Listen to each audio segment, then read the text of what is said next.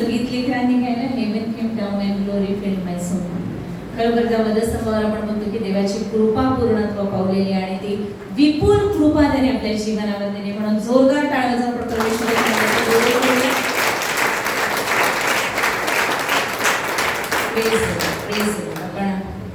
वचनामध्ये पुढे जात असताना आपण बघतो की प्रभू येशू ख्रिस्ताबद्दल जे नियमशास्त्रामध्ये सांगितलेलं होतं ते आता पूर्णत्वास जाणार. आणि इब्रिकरास पत्र याचा दुसरा अध्याय 14 आणि 15 वचन असं सांगतं. इब्रिकरास पत्र दुसरा अध्याय 14 आणि 15 वचन. ज्या अर्थी मुले एकाच रक्त मांसाची होती त्या अर्थी तोही त्यांच्यासारखा रक्त मांसाचा झाला. आपल्याला समजते, आपण बघितलं पापाचं वेतन मरण आहे. त्या मरणासाठी जीवनाची तरतूद परमेश्वराने केलेली आहे, पण त्या पापाला मरणाद्वारे दंड ठरवणं गरजेचं होतं. आणि म्हणून आपण बघतो की देवाने प्रभू येशू ख्रिस्ताला त्याच्या एकुलत्या एका पुत्राला या जगात पाठवलेले आहे, त्याच्यासाठी शरीर तयार केलेलं आहे. आणि हे वचन स्पष्ट सांगतं की ज्या अर्थी मुले एकाच रक्त मांसाची होती त्या अर्थी तोही प्रभू येशूही त्यांच्यासारखा आपल्यासारखा रक्त मांसाचा झाला.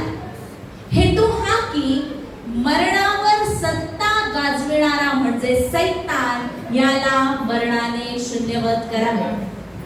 सैतानाला असं वाटलं होतं की आता देव माणसाच्या मागे लागेल, त्याला शिक्षा करत, दंड करत, आजारी पाडत आणि मला सोडून जातील. तसं नाही, परमेश्वराने मानवाला तारण्याचा आणि सैतानाला शून्यवत करण्याचा जो मार्ग आहे तो तयार केला. आणि वचन आपल्याला स्पष्ट सांगतं की अशा हेतूने की तो रक्त मांसाचा झाला, अशा हेतूने की आपल्याला ठाऊक आहे. वचन सांगतं की मरणावर सत्ता गाजविणारा म्हणजे सैतान ह्याला मरणाने शून्यवत करावे. मरण देवापासून नाही.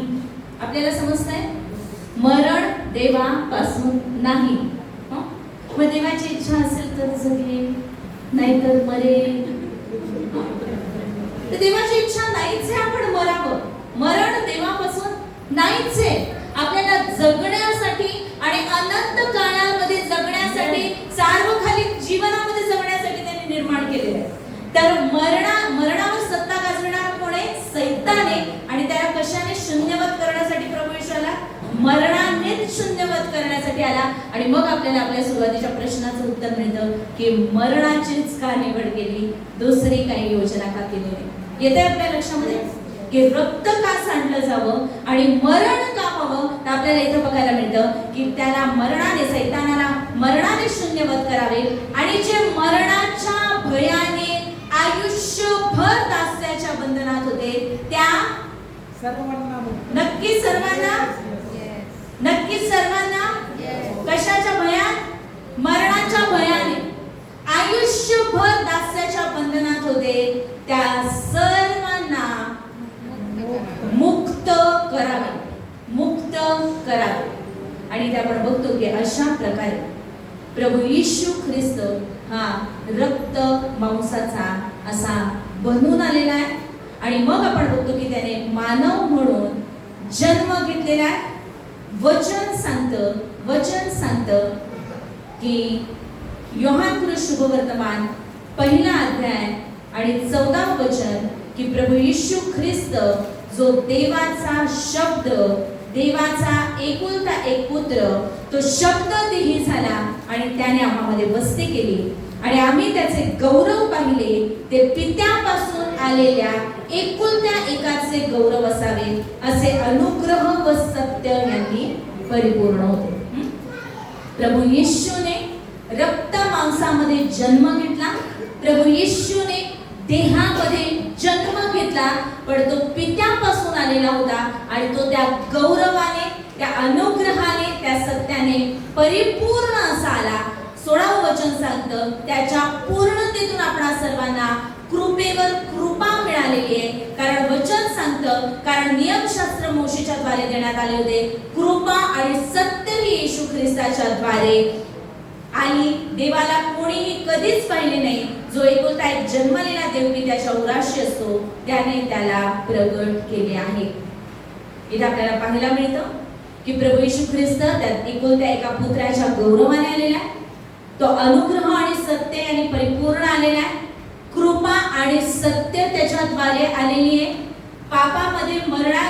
पापासाठी मरण पावण्यासाठी, मानवाच्या पापाच्या क्षमेसाठी मरण पावण्यासाठी तो पापी देहाने आलेला नाहीये, तर तो अनुग्रह, सत्य, देवाचं गौरव यांनी परिपूर्ण असा आलेला आहे. हे आपल्याला समजून घेणं खूप गरजेचं आहे की प्रभू येशूचा जन्म पापामध्ये झालेला नाही. त्याचं शरीर हे पापी शरीर नव्हतं. त्याचं मन हे पापी मन, करप्ट मन, दूषित मन नव्हतं. आणि तो आत्म्यामध्ये 100% पूर्ण देव होता. येते आपल्या लक्षामध्ये? आपण जसे आत्मा, जीव आणि शरीर आहोत, तसा जेव्हा प्रभू येशू ख्रिस्त आला तेव्हा तो पण आत्मा, जीव आणि शरीर असा आला. प्रभू येशू ख्रिस्ताचा आत्मा 100% पूर्ण देव आहे. पण त्याचं जे मन आहे ते मन मानवी मन आहे, पण ते दूषित मन नाहीये. कारण त्याचा जन्म देहाची इच्छा किंवा माणसाची इच्छा याच्यापासून झालेला नाहीये, तर तो पवित्र आत्म्याच्या द्वारे गर्भरूप झालेला आहे. म्हणून त्याच्या मनामध्ये पाप नाहीये, त्याच्या शरीरामध्ये पाप नाहीये. आपल्या लक्षात येते की प्रभू येशू ख्रिस्त आत्म्यामध्ये पूर्ण देव. जरी त्याला मानवी मन आहे तरी त्या मनावर पापाची सत्ता नाहीये, कारण त्याचा जन्मच पापामध्ये झालेला नाहीये. म्हणून आदामापासून आलेली पापाची अनुवंशिकता प्रभू येशू मध्ये नाहीये, तर देवाचं गौरव, देवाची कृपा, देवाचं सत्य, देवाचं नीतिमत्व घेऊन प्रभू येशू ख्रिस्त आलेला आहे. आपल्या लक्षात येते? आपण शिकतोय. आणि मग जेव्हा प्रभू येशू ख्रिस्त या जगात जन्मला, जरी आत्म्यामध्ये तो देव आहे तरी त्याच्या शरीराला, जे मानवी शरीर आहे आणि मानवी मन आहे, त्याला वाढण्याची गरज आहे. आणि म्हणून असं म्हटलेलं आहे की लूका शुभ वर्तमान याचा दुसरा अध्याय, लूका शुभ वर्तमान याचा दुसरा अध्याय आणि 52 वचन म्हणतं की येशू ज्ञानाने, शरीराने देवाच्या व माणसाच्या कृपेत वाढत गेला. आत्म्यामध्ये वाढत गेला असं म्हटले का? त्याची आध्यात्मिक वाढ झाली असं म्हटलेलं नाही, कारण आत्म्यामध्ये तो कोण होता? पूर्ण देव होता. आत्म्यामध्ये तो पूर्ण देव. पण काय वाढण्याची गरज आहे? जसं की प्रभू येशू ख्रिस्त देवाचा पुत्र तरी शरीरामध्ये जन्म घेतला आणि जन्मल्या वेळेपासून तो हिब्रू भाषा बोलायला लागला का? नाही. त्याच्या शरीराला वाढण्याची गरज होती. आपले लेकरं समोर आणा. जे आई वडील त्याने लेकरं समोर आणा. आपल्या आपण स्वतःला समोर आणूया. आपण बाळ समोर आणूया की प्रभू येशू ख्रिस्त रक्त मांसाचा होऊन आला, तो शरीरामध्ये जन्मला. जर कोणी असं तुम्हाला कधी ऐकवलं असेल प्रभू येशू खेळत होता आणि कोणाला तरी काठी लागली आणि प्रभू येशूने त्याला बरं केलं आणि चिमणी मेली, त्याला जिवंत केलं, तर असं काहीही झालेलं नाहीये. असं काहीही झालेलं नाहीये, कारण तो आपल्यासारखाच होता. शरीरामध्ये आणि मनामध्ये तो आपल्यासारखाच होता. त्याला एक बुद्धीची वाढ होण्याची, जो माइंड पार्ट आहे, मन आहे, जीव आहे, की ज्याच्यामध्ये आपल्या बुद्धी आहे, आपली भावना आहे, आपली इच्छाशक्ती आहे, तर त्या बुद्धीची वाढ होण्याची त्यालाही गरज होती. तो पण विचारत होता, प्रश्न विचारत होता, तो शिकत होता, परिपाठाप्रमाणे तो शिकत होता. त्याच्या बुद्धीची वाढ होत होती. तो जेव्हा बाळ होता तेव्हा तोही चालायला शिकला, तोही पण जेवायला शिकला. प्रभू येशू ख्रिस्त शरीरामध्ये आणि मनामध्ये, बुद्धीमध्ये तो वाढत होता. ज्ञानाने आणि शरीराने तो पण कसा? माणसांच्या आणि देवाच्या कृपेमध्ये तो वाढत होता. पण इथे हे समजून घेणं गरजेचं आहे की त्याच्या मनामध्ये पापाचा शिरकाव नव्हता, म्हणून त्याच्या ज्या इच्छा होत्या किंवा त्याचे जे विचार होते ते पापी नव्हते. येते आपल्या लक्षामध्ये की त्याला वासना नव्हती, त्याला मोह नव्हता.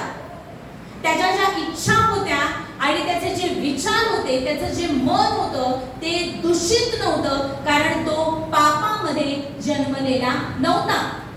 त्याचा जन्म देहाची इच्छा किंवा माणसाची इच्छा याच्याप्रमाणे झालेला नव्हता. आणि मग आपण बघतो की देवाला कोणीही कधीही पाहिलेलं नाहीये, पण जो एकुलता एक जन्मलेला त्या प्रभू येशू ख्रिस्ताने देवाला प्रगट केलं. मग प्रभू येशू ख्रिस्त अग्नी सोडत फिरत होता का?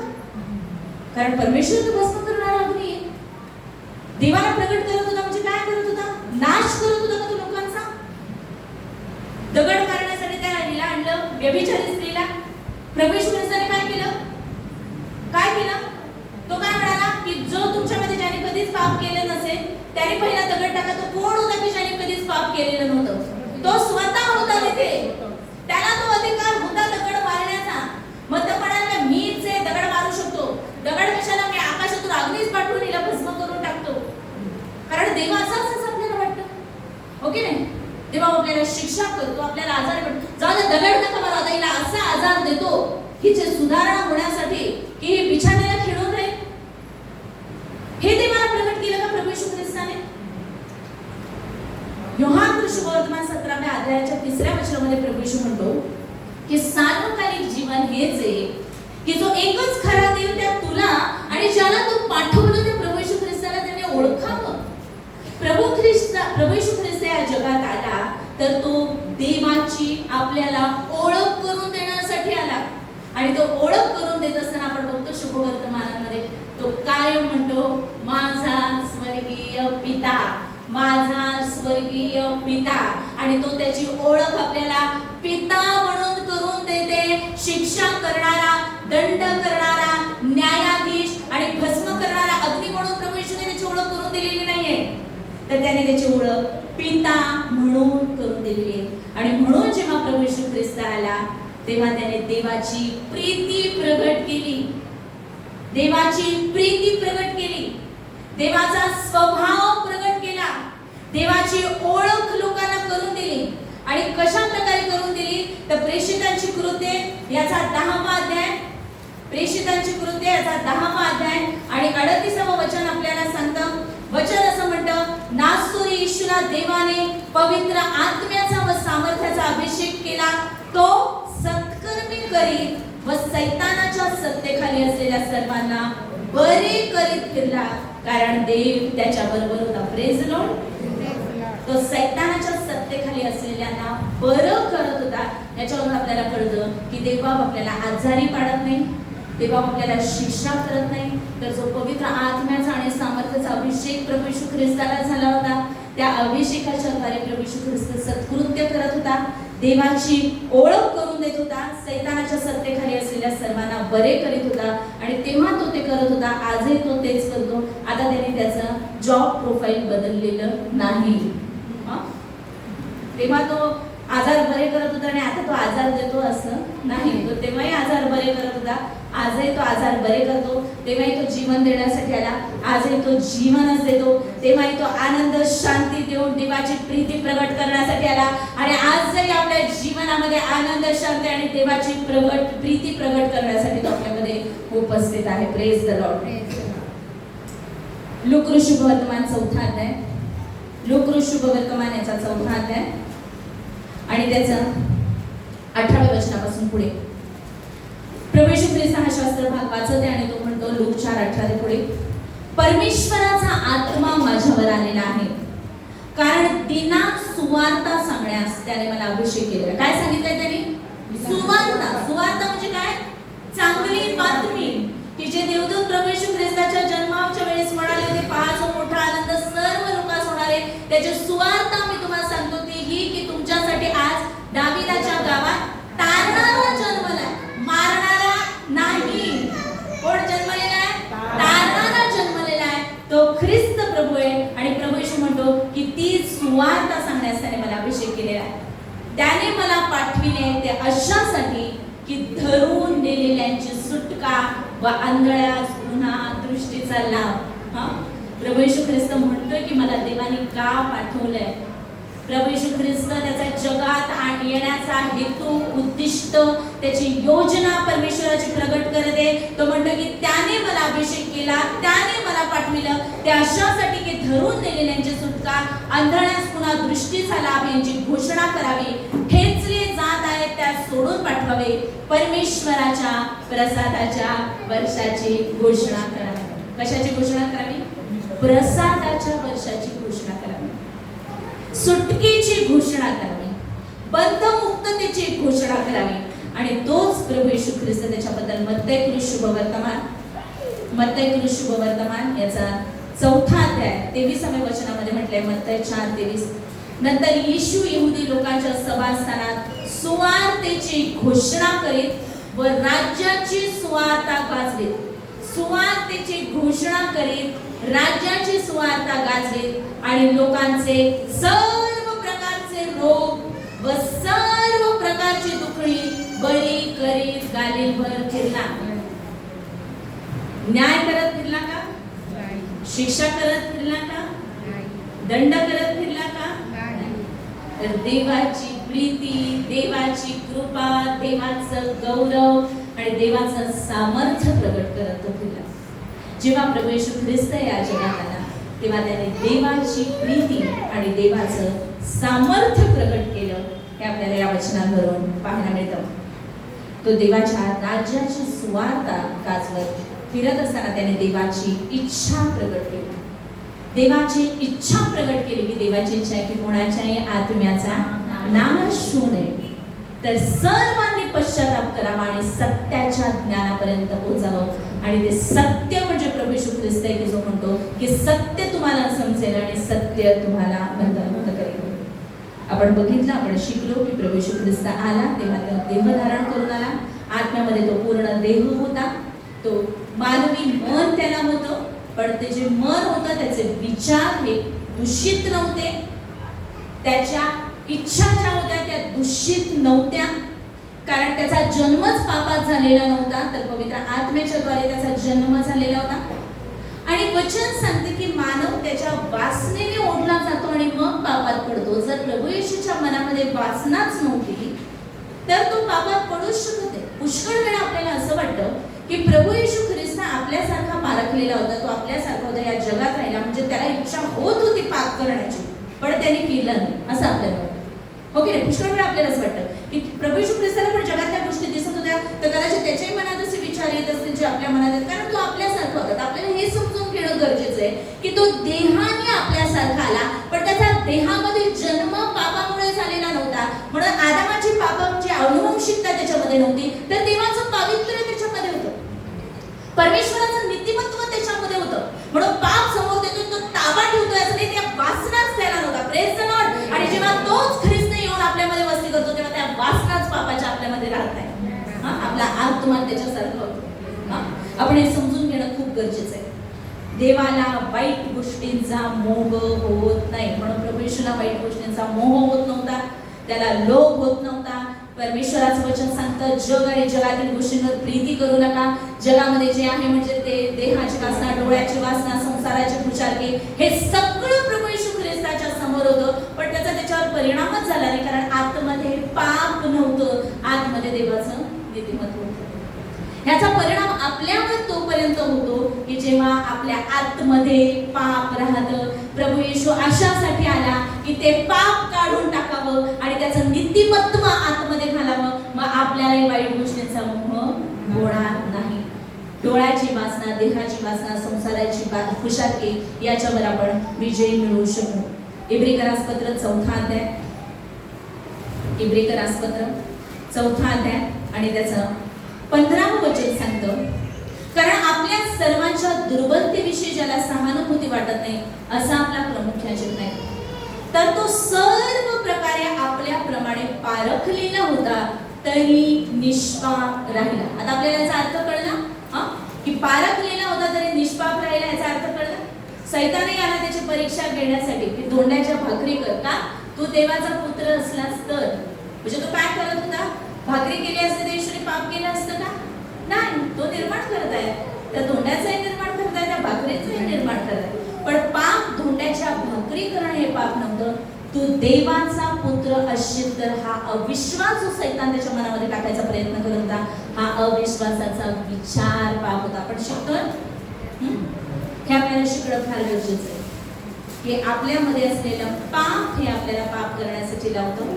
आपण पाप केल्याने, पापाची कृती केल्याने आपण पापी ठरत आहे. मग वचन आपल्याला सांगते की तो आपल्याप्रमाणे सर्व प्रकारे पारखलेला होता तरी तो निष्पाप राहिला, कारण त्याच्या मनावर आणि त्याच्या शरीरावर पापाची सत्ता नव्हतीच. आत्म्यामध्ये तो पूर्ण देव होता, पण त्याच्या मनावर आणि त्याच्या शरीरावरही पापाची सत्ता नव्हती. रोमकरासपत्र 8 अध्याय आणि 3 वचन. रोमकरास पत्र 8 अध्याय आणि 3 वचन सांगतं, कारण नियमशास्त्र देहस्वभावामुळे दुर्बल झाल्या कारणाने जे त्याला असाध्य, काय असाध्य, की पापांची क्षमा करणं आणि मानवाला परत परमेश्वराच्या राज्यात आणणं, हे जे त्याला असाध्य ते साधण्याकरता देवाने आपल्या स्वतःच्या पुत्राला पापमय देहासारख्या देहाने, पापमय देहाने नाही, कळते आपल्याला, प्रभू येशू पापी देहाने आला नाही. प्रभू येशूचा देह पापी नव्हता, त्याचं मन पापी नव्हतं, पापाची वासना किंवा पापाचा कोणताच अंश प्रभू येशूमध्ये नव्हता. तर पापमय देहासारख्या देहाने व पापाबद्दल पाठवून देहामध्ये पापाला दंडाज्ञा ठरवलं. Praise the Lord. जे आपण सुरुवातीला बघितलं, परमेश्वर न्यायी आहे, त्याला पापाचा दंड ठरवणं हे गरजेचं होतं, पण मानवाला त्याने तो दंड ठरवलेला नाहीये. तर तो पापाचा दंड, जो मरण, ते सहन करण्यासाठी त्याने त्याच्या पुत्रासाठी शरीर तयार केलं. ते शरीर पाप विरहित होतं, पण पापमय देहासारखं होतं. पापाबद्दल प्रभू येशूला पाठवलेलं आहे. प्रभू येशूला पापाबद्दल त्याने पाठवलं अशासाठी की देहामध्ये पापाला दंडाज्ञा ठरवावी. देहामध्ये पापाला दंडाज्ञा ठरवली. मार्क शुभ वर्तमान याचा 10वा अध्याय, मार्क शुभ वर्तमान याचा 10वा अध्याय आणि याच्या 45व्या वचनामध्ये प्रभू येशू ख्रिस्त स्वतः म्हणतो की कारण मनुष्याचा पुत्र ही सेवा करून घ्याव्यास नाही तर सेवा कराव्यास व पुष्कळांच्या मुक्तीसाठी आपला जीव खंडणी म्हणून अर्पण करावयास आला आहे. Praise the Lord. आणि इथे या वचनाच्या द्वारे आपल्याला कळतं की जी पापामधला दंडाज्ञा ठरवणं गरजेचं होतं, त्यासाठी परमेश्वर जो न्यायी देव त्याने स्वतःच्या पुत्राला या जगात देहाने पाठवलं. तो रक्तामांसाचा असा झाला, पापमय देहासारख्या देहाने तो पापाला देहामध्ये दंडाज्ञा ठरवण्यासाठी आलेला आहे. पुढे आपण बघतो रोमकरास पत्र 5वा अध्याय 6, 7 आणि 8 वचन. आपण दुर्बळ असतानाच ख्रिस्त सुवेळी अभक्तांसाठी मरण पावला. आपण शिकत आहोत की प्रभू येशू ख्रिस्त देह धारण करूनच का आला, त्याने मरणच का सहन केलं, त्याने रक्तच का सांडलं, दुसरा मार्ग का अवलंबला नाही. आणि आपण हे शिकत पुढे जात आहोत. आपण दुर्बळ असतानाच ख्रिस्त सुवेळी अभक्तांसाठी मरण पावला. नीतिमान मनुष्यासाठी कोणी मरणारा विरळा, चांगल्या मनुष्यासाठी मरण्यास कदाचित कोणी धाडस करेल. परंतु देव आपणावरच्या स्वतःच्या प्रीतीचे प्रमाण हे देतो की आपण पापी असतानाच ख्रिस्त आपणासाठी मरण पावला. देव प्रीती आहे. तारणाच्या योजनेमध्ये कुठेतरी असं सांगितलं का, प्रभू येशूने कुठे सांगितलं, इतके वचनापणे ते वाचले. पुढे आपल्याला असं पाहायला मिळतं की देव आपला राग करतो, आपला द्वेष करतो आणि कधी ह्याला अग्नी पाडून जाळून टाकेल असं वाटतं का देवाला?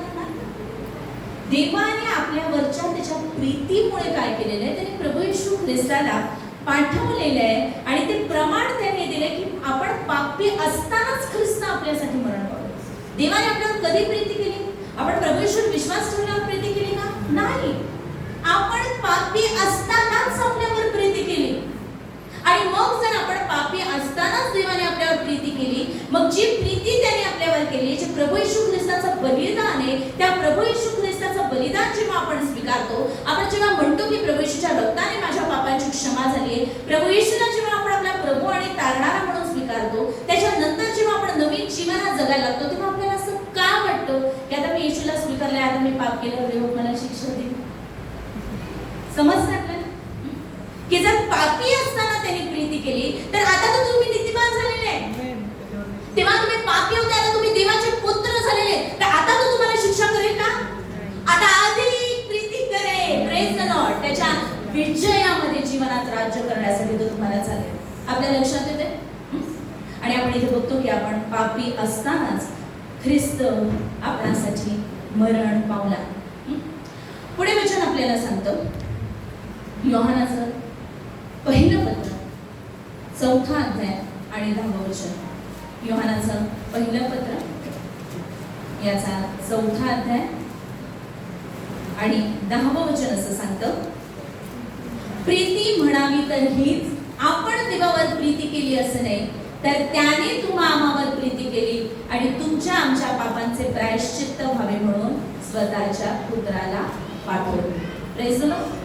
आपण शिकत आहोत, आपल्या लक्षात येते देव आपल्यावर प्रीती करतो म्हणून त्यांनी प्रभू येशू ख्रिस्ताला या जगात पाठवलं, पापाची शिक्षा जे मरण सहन करण्यासाठी आणि देहामध्ये त्या मरणाला, त्या पापाला दंड ठरवण्यासाठी, मरण सहन करण्यासाठी प्रभू येशू ख्रिस्ताला आणि मरणावर राज्य करणारा जो सैतान त्याला मरणाने शून्यवत करण्यासाठी प्रभू येशू ख्रिस्त देहाने आलेला इथे आपल्याला शिकायला मिळतं.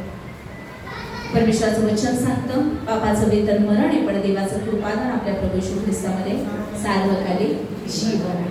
ते सार्वकालिक जीवन आपल्याला देण्यासाठी आपल्या वाटचं मरण प्रभू येशू ख्रिस्ताने सहन केलं, आपल्या वाटची शिक्षा प्रभू येशू ख्रिस्ताने सहन केली आणि आपली जागा त्या वधस्तंभावर घेत असताना, आपलं मरण स्वतःवर घेत असताना त्याने त्याचं जीवन आपल्याला दिलेलं, त्याचं जीवन आपल्याला दिलेलं आणि त्याचं जीवन हे काय हे आपण शिकलो म्हणा, की प्रभू येशूचं जीवन काय हे आपण शिकलेलं आहोत.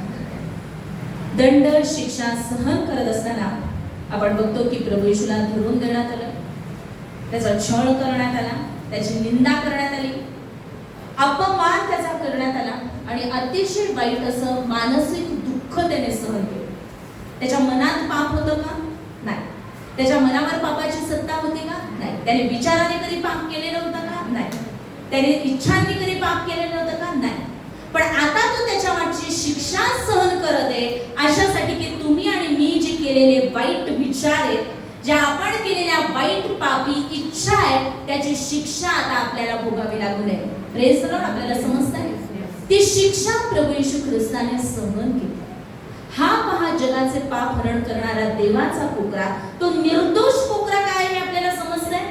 निष्कलंक आणि निर्दोष कोकरा हे आपण नेहमी ऐकतो, पण आज आपल्याला समजतंय की निष्कलंक आणि निर्दोष म्हणजे काय, की तो आत्म्यामध्ये पूर्ण देव आहे. त्याचं मन जरी मानवी मन आहे तरी त्याचा जन्म पापापासून झालेला नाहीये, म्हणून त्याचं मन दूषित नाहीये आणि त्याचं शरीर देखील निर्दोष आहे आणि तो सर्व प्रकारे पारखलेला आहे, तरी तो निर्दोष असा राहिलेला आहे. आणि म्हणून आपण बघतो की ही जी शिक्षा आता तो सहन करतोय ती आपल्याबद्दल तो सहन करतोय, अशासाठी की तिथं एकदा दंडाज्ञा झाल्यावर पुन्हा त्याच पापांना शिक्षा नाहीये, तर तो यज्ञ जो आता तिथे करत आहे हा एकदाच होणारा यज्ञ आहे की जो सर्व काळसाठी आपल्याला शुद्ध करणार आहे. त्याने पूर्ण हे मानसिक दुःख सहन केलेले आहे, म्हणून आता मला डिप्रेशन आलं असं म्हणू नका, मला झोप येत नाहीये विचारांमुळे असं म्हणू नका. कारण पवित्र शास्त्र सांगतं की आता तुम्हाला, जेव्हा तुम्ही प्रभू येशूवर विश्वास ठेवलेला आहे, तेव्हा तुम्हाला ख्रिस्ताचं मन आहे. सिव्हिअर एन्झायटी आणि डिप्रेशन त्याने गेतसेमने बागेमध्ये सहन केले, की जो मानसिक तणाव आहे, मला खूप स्ट्रेस आला आणि मला खूप टेन्शन आलं, त्याचं सिव्हिअरिटीच्या हायेस्ट लेवल प्रभू येशूने सहन केलेले, की त्याचा जो घाम आहे तो रक्ताचे मोठे मोठे थेंब पडावे तसा पडत होता. ते त्याने सहन केलेलं आहे की ते आपल्याला सहन करावं लागू नये म्हणून. कितीतरी लोकांना झोप लागत नाही म्हणून झोपेच्या गोळ्या घेतात का? कारण प्रभू येशूने काय केलं हेच समजलं नाही. अजून त्याच्या 20व्यामध्ये आपण आले नाही. आपण इथं बघतो की त्याने हा मानसिक तणाव, पूर्ण मानसिक दुःख सहन केलेले, शारीरिक छळ आणि दुःख त्याने सहन केले. त्याला 39 फटके मारण्यात आले, 39 फटके मारण्यात. त्याच्यावर ते थुंकले, त्याचा अपमान केला, काट्यांचा मुकुट त्याच्या डोक्यावर घातला, त्याच्यावर त्यांनी बेताने मारले. पण हे सर्व शिक्षा सहन करत असताना त्याच्या शरीराचे जे हाल झालेले ते त्याने अशासाठी सहन केलेले की आपल्या शरीराचे हाल होऊ नये म्हणून सैतानाच्या दारात जाऊन उभं नका राहू की माझ्या शरीराचा आता हाल कर. स्वतःहून आता सैतानाच्या दारामध्ये जाऊन उभं राहू नका, तर आपलं मन, आपलं लक्ष आत्म्याच्या गोष्टींकडे लावा. जसं हवाबाईने आत्म्याकडे लक्ष लावलेलं नाहीये, तिने देहाकडे लक्ष लावलं, तसं आपल्याला आज आत्म्याच्या गोष्टींकडे लक्ष लावायचं आहे, देहाच्या गोष्टींकडे लक्ष लावायचं नाही. आणि म्हणून रोमकरासपत्र 12वा अध्याय आणि 2ऱ्या वचनामध्ये पाऊल असं म्हणतो की देवाची तुमच्या जीवनासाठी देवाची उत्तम, परिपूर्ण आणि ग्रहणीय इच्छा काय हे समजून घेण्यासाठी या युगाबरोबर समोर पूर्ण का तर आपल्या मनाच्या नवीकरणाने स्वतःचं रूपांतर होतं. जेव्हा आपल्या मनाचं नवीकरण होतंय तेव्हा आपल्याला ह्या आत्म्याच्या गोष्टी वचनाद्वारे आणि पवित्र आत्म्याच्या द्वारे करतात. प्रभू येशू ख्रिस्ताने 39 फटके खाल्ले आणि वचन आपल्याला सांगतं की त्याला बसलेल्या माराने तुम्ही निरोगी झालेले आहात. आधीच झाले कधी 2000 वर्षापूर्वी. Praise the Lord. प्रभू येशू ख्रिस्त त्याच्या पापामुळे तिथं नाहीये, तर तो आपल्या पापामुळे त्या परिस्थितीतून जाते. कोरिन्थीकरास 2रं पत्र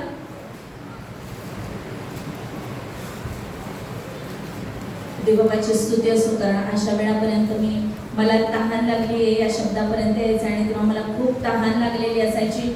पण परमेश्वराला स्तुती असो की आज मी बराच वेळ बोलले पण मला तहान लागलेली नाहीये, कारण प्रभू येशू म्हणतो की जो माझ्याकडे येतो आणि माझ्यावर विश्वास ठेवतो त्याला कधीच तहान लागणार नाही. Praise the Lord. Praise the Lord. परमेश्वर हा अनुभव आपल्या सगळ्यांना दिलेला आहे असा आपण विश्वास धरूया. परमेश्वर महान आहे. आपण त्याच्या प्रीतीमध्ये स्वतःला समर्पित करूया. कोरिन्थीकरास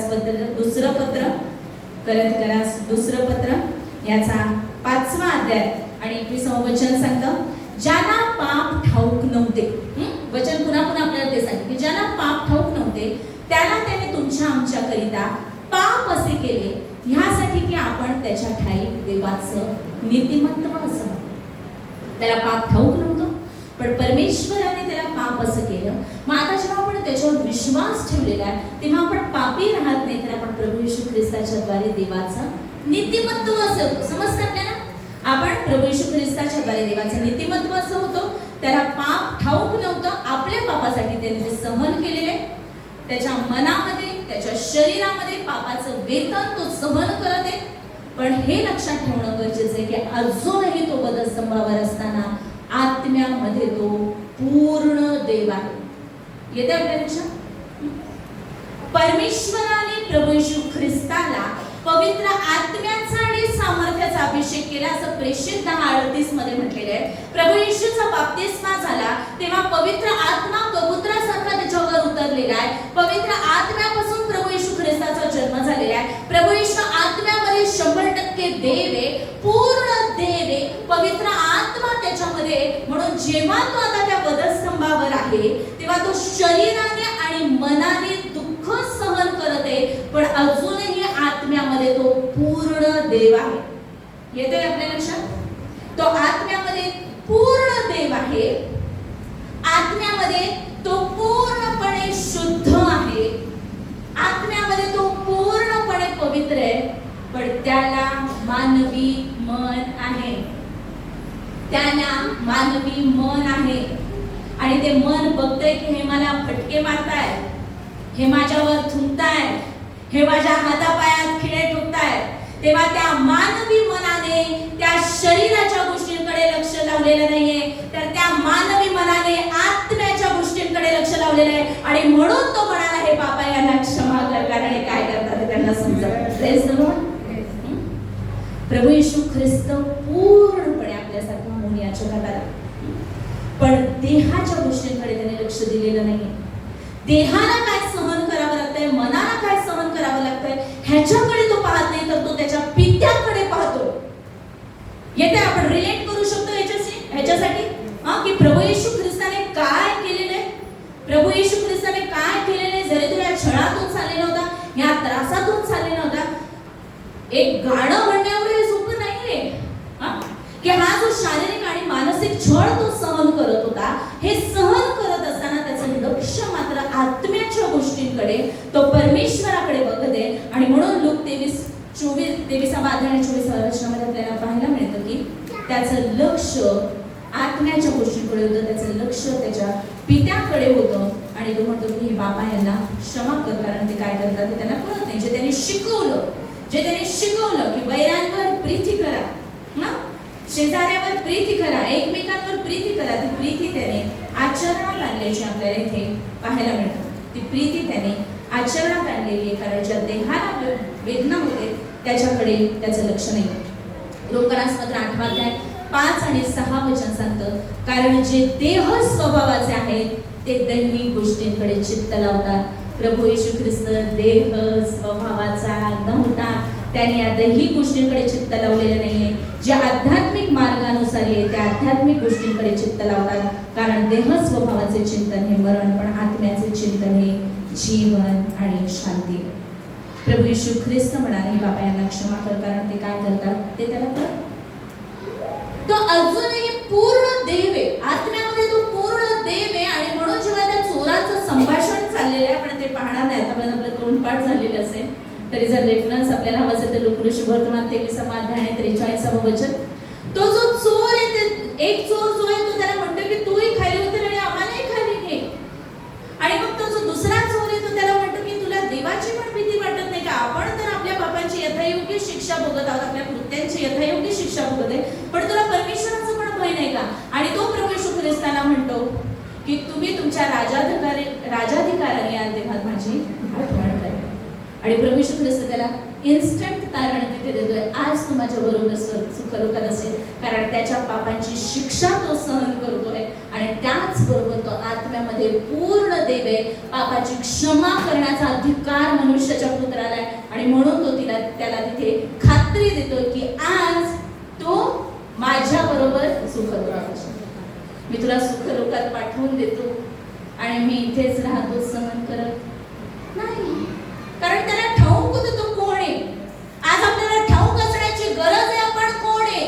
प्रभू येशूवरील विश्वासाच्या द्वारे आपण देवाचे पुत्र आहोत. जरी मरण समोर दिसत असेल, अडचणी असेल, संकट असेल, तरी आपल्याला ती खात्री पाहिजे की प्रभू येशूने माझ्यासाठी काय केलेलं आहे. प्रभू येशूला ते ठाऊक होतं की त्याचा शेवट या वधस्तंभावर नाहीये, त्याला तो विजय समोर दिसत होता. आणि म्हणून तो त्याला म्हणतो की आज तू माझ्या बरोबर, दोघं पण सुखरूपात जाणार. आपण कुठे जाणार आहोत त्याची भीती बाळगू नका, कारण नरक आपल्यासाठी देवाने निर्माणच केलेला नाही. आपल्यासाठी त्यांनी सार्वकालिक जीवन तयार केलेलं आहे.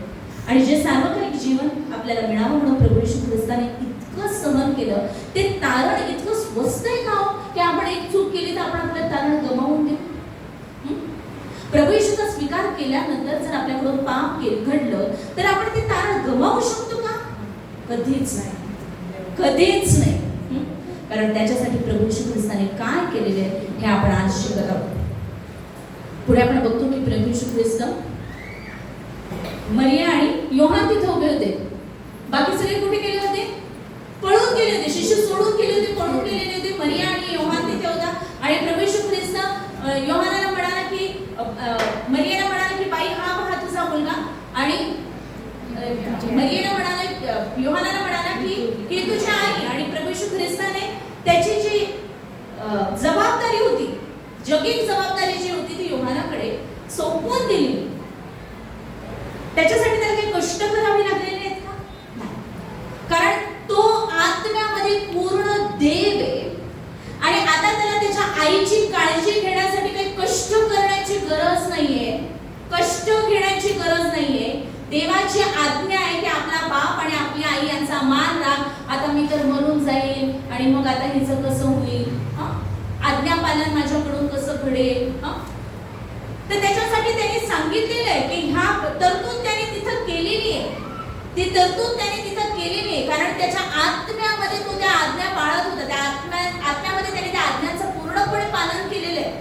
त्याचं मन आध्यात्मिक गोष्टींकडे, आणि म्हणून ते शरीराद्वारे तो करू शकतो आणि ते नवीन नातं तो निर्माण करू शकतो.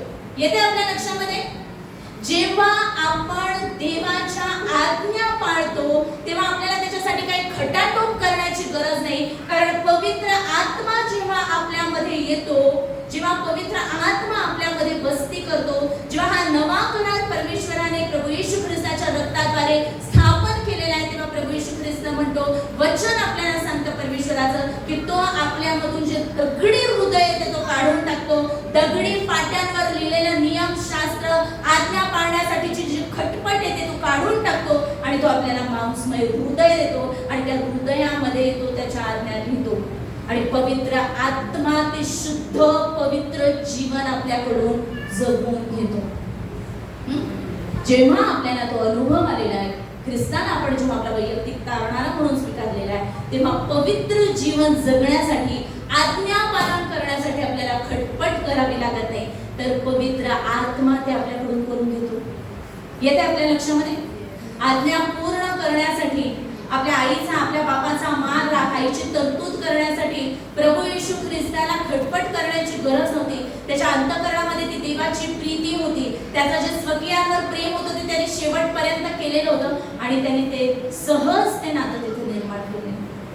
सहज ते नातं त्याने तिथे निर्माण केले.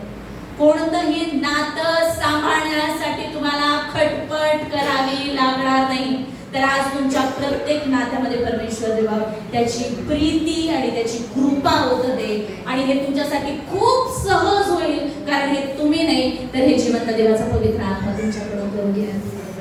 तुम्हाला वाटत असेल पगार कमी आहे, घर छोटं आहे आणि आईवडिलांना आजार आहे, नाचतो येशूच्या नावामध्ये त्या आजारांना धमकावून काढून टाका. प्रभू येशूच्या कृपेचा प्रत्येक नात्यामध्ये स्वीकार करा आणि उत्तम रीतीने आपला बाप आपली आई यांचा मान राख हे आज्ञा पाळून पवित्र आत्मा हे आज्ञेचं पालन तुमच्याकडून करून घ्या. आणि केवळ हीच नाही तर प्रत्येक आज्ञा त्याच्यासाठी खूप इमोशनल होण्याची, हा शब्द समजण्यासाठी खूप इमोशनल होण्याची काही गरज नाही. परमेश्वराच्या सानिध्यामध्ये आपण आहोत, त्याच्या सानिध्यामध्ये पूर्ण आनंद आहे. आपण रडून आई वडिलांची सेवा करणार नाहीये, आपण आनंदाने आई वडिलांची सेवा करणार आहे. आपले आई वडील जर या जगात नसतील तर ते प्रभू येशूकडे आहेत हा विश्वास आपल्याला आहे. आपल्यापेक्षा जास्त आनंदी ते तिथं आहे आणि आपण त्याच आनंदामध्ये आहोत याचा आपण विश्वासाने स्वीकार करूया. मग पुढे जो चौथा शब्द प्रभू येशू ख्रिस्ताने उद्गारला मत्ती 27:46 मध्ये प्रभू येशू ख्रिस्त म्हणाला, एलोई एलोई लमा सबक्तनी, माझ्या देवा तू माझा त्याग का केलास. 22 स्तोत्र आपण सुरुवातीला वाचलं, माझ्या देवा तू माझा त्याग का केलास. माझा दुःखाचा आक्रोश ऐकून माझा बचाव करायला तू जवळ नाहीस. प्रभू येशू ख्रिस्त आता इथे हे आपल्यासाठी बोलतोय, आपल्यासाठी बोलतोय. त्याला ठाऊक आहे की त्याला ह्याच्यातून जायचंय. आपल्याला समजतंय तो देवाचा शब्द आहे, देवाचा पुत्र आहे. तो तिथे काय बोलणार आहे, त्याला काय बोलायचंय, काय बोलायचं नाही हे त्याला ठाऊक आहे. तो तिथे कणत नाहीये, तो तिथे ओरडत नाहीये, तो तिथे मोजके शब्द बोललेला आहे, कारण तो देवाचा शब्द आहे. त्याच्या मुखातून निघणारी ती दुधारी तलवार आहे, ती तुमच्यासाठी माझ्यासाठी आहे आणि अंधकाराची सत्ता काढून टाकण्यासाठी ती आहे. म्हणून तो तिथे मोजके शब्द बोलतो आणि हे शब्द तो बोलत असताना माझ्या देवा तू माझा त्याग का केलास. माझा दुःखाचा आक्रोश ऐकून माझा बचाव करण्यासाठी तू जवळ नाही. याच्याद्वारे तो आपल्याला प्रकट करतोय की त्याने तो त्याग सहन केलेला आहे, की ज्या त्यागाच्या द्वारे तुमचा आणि माझा प्रभू येशू ख्रिस्ताच्या द्वारे देवाशी समेट झालेला आहे. आता आपल्यामध्ये आणि देवामध्ये अशांती नाहीये, आपल्यामध्ये आणि देवामध्ये पावित्र्य आणि नीतिमत्व आणि पाप यांचं युद्ध नाहीये. तर तो जो त्याग आहे, ते जे दुःख आहे, तो जो विरह आहे, तो प्रभू येशू ख्रिस्ताने सहन केलेला आहे आणि तो पूर्णपणे सहन केलेला आहे. तो सहन करत असताना जरी प्रभू येशू पूर्ण देव असा तिथे त्या खांबावर लटकलेला आहे, पण तो शरीराने आणि मनाने त्या वेदना, पापाचं वेतन, मरण तिथे तो सहन करत आहे. जरी तो त्या सामर्थ्यामध्ये, तरी ते सामर्थ्य त्यांनी रोखून धरलेलं आहे. आपल्याला समजतंय कुठेच असं म्हटलेलं नाही की प्रभूला वधस्तंभावर खेळल्यावर ते सामर्थ्य त्याला सोडून निघून गेलं पवित्र नाही. तो त्या सामर्थ्यानिशी तिथे लटकलेला आहे, पण तो उपयोगात आणत नाहीये.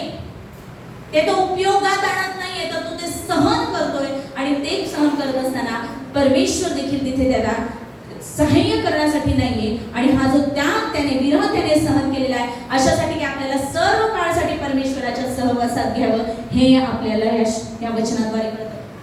पुढे प्रभू येशू ख्रिस्त म्हणाला योहान 19:28 मध्ये की मला तहान लागली. ह्याच्यावर आपल्याला परत कळतं की एक तर नियमशास्त्र पूर्ण होण्यासाठी, तो म्हणतो की मी रद्द करण्यासाठी नाही आलेलो, पूर्ण करण्यासाठी आलेलो. म्हणजे जे काही त्याच्याबद्दलचे भविष्य केले गेलेले होते ते तो तिथे पूर्ण करतोय.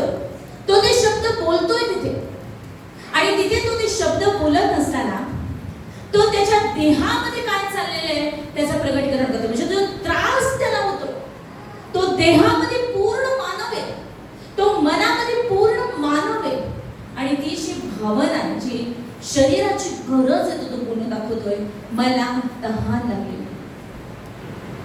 आणि मग आपण बघतो की त्यानंतर अंधार पडलेला आहे, अंधार पडलेला आणि 3 तास अंधारामध्ये प्रभू येशू ख्रिस्ताने वेदना सहन केलेल्या.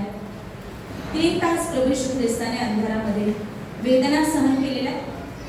पण आपण बघतो की वारंवार जेव्हा या वेदनांबद्दल म्हटलेले किंवा प्रभू येशू ख्रिस्ताच्या या त्रासाबद्दल जेव्हा म्हटलं गेलेलं आहे, तेव्हा वारंवार असं म्हटलेले की त्याने तो गप्प राहिला.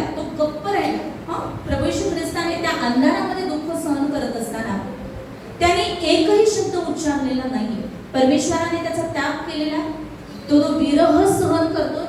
आणि नरकाचा जो अग्नी आहे, पुष्कळांना असं वाटतं की नरकामध्ये सैतान आहे आणि नरकाचा राजा सैतान आहे, अशा बऱ्याच अशा भावना असतात. आणि तो जो अग्नी आहे तो सैतानाचा अग्नी असं नाहीये. तो जो अग्नी आहे, नरकाचा अग्नी, हा परमेश्वराच्या नीतिमत्वाचा अग्नी. येते आपल्या लक्षामध्ये? परमेश्वराच्या नीतिमत्वाचा तो अग्नी, कारण परमेश्वर हा भस्म करणारा अग्नी आहे. आणि तो नरक जो आहे तो आपल्यासाठी तयार केलेला नाहीये, पण ती जी शिक्षा आहे, नरकाग्नीची शिक्षा जी आहे, नरकाची शिक्षा जी आहे, पापाचं वेतन जे मरण आहे, त्या आत्म्याला मरण नाहीये, पण आत्म्याला त्या नरकामध्ये जो त्रास सहन करावा लागणार आहे, तो त्रास आता प्रभू येशू ख्रिस्त अंधकारामध्ये तिथे सहन करत आहे. की जेव्हा सर्व मानव जातीचं संपूर्ण जगाचं पाप त्याच्यावर लादलं गेलेलं, जे म्हटलेलं आहे की देवाने त्याला पाप केलं. ते कधी केलं? की ते वधस्तंभावर असताना जेव्हा तो ते दुःख सहन करत होता, त्या त्रासातून जात होता, तेव्हा देवाने त्याला पाप असं केलेलं आहे. आपलं सगळं पाप त्याने प्रभू येशू ख्रिस्तावर लादलेलं आहे आणि त्या अंधारामध्ये प्रभू येशू ख्रिस्त दुःख सहन करत होता. तरी वचन सांगतं की तो काहीही बोललेला नाही. यशाया 53 7वं वचन, त्याचे हालहाल केले तरी ते त्यांनी सोशिले, आपले तोंड सुद्धा उघडले नाही. वधार्यास नेत असलेल्या कोकराप्रमाणे, लोकर कातरणाऱ्यांपुढे गप्प राहणाऱ्या मेंढराप्रमाणे तो गप्प राहिला, त्याने आपले तोंड उघडले नाही. का बरं तो गप्प राहिला? का राहिला गप्प? का त्याने तोंड उघडलं? अंधारात तो आहे, नरकाच्या यातना तो सहन करत आहे, ते वेदना, ते शारीरिक मानसिक दुःख तो सहन करत आहे. की जो आत्म्याचं जे मरण, जो नरकाचा जो त्रास आहे, तो तिथे सहन करत आहे. देवाचा क्रोध त्याच्यावर आहे, देवाचा क्रोध त्याच्यावर आहे. आता त्या देवाच्या क्रोधाचा अग्नी तो तिथे सहन करत आहे, पण तरी तो गप्प राहिला. का गप्प राहिला? कारण तो देवाचा शब्द आहे.